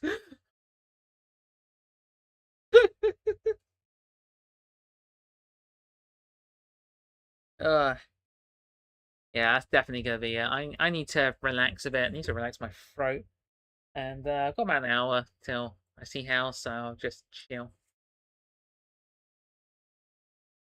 Did Karen move to part where he was trying to put against his intestines back in? No, no, no, no. I definitely did that part. No, no, no.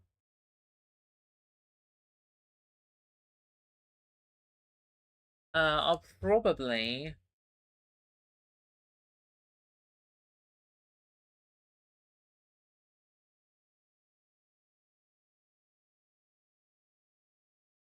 Have voice acting. I I had to put my all into it. If I didn't, it'd be a disservice to myself.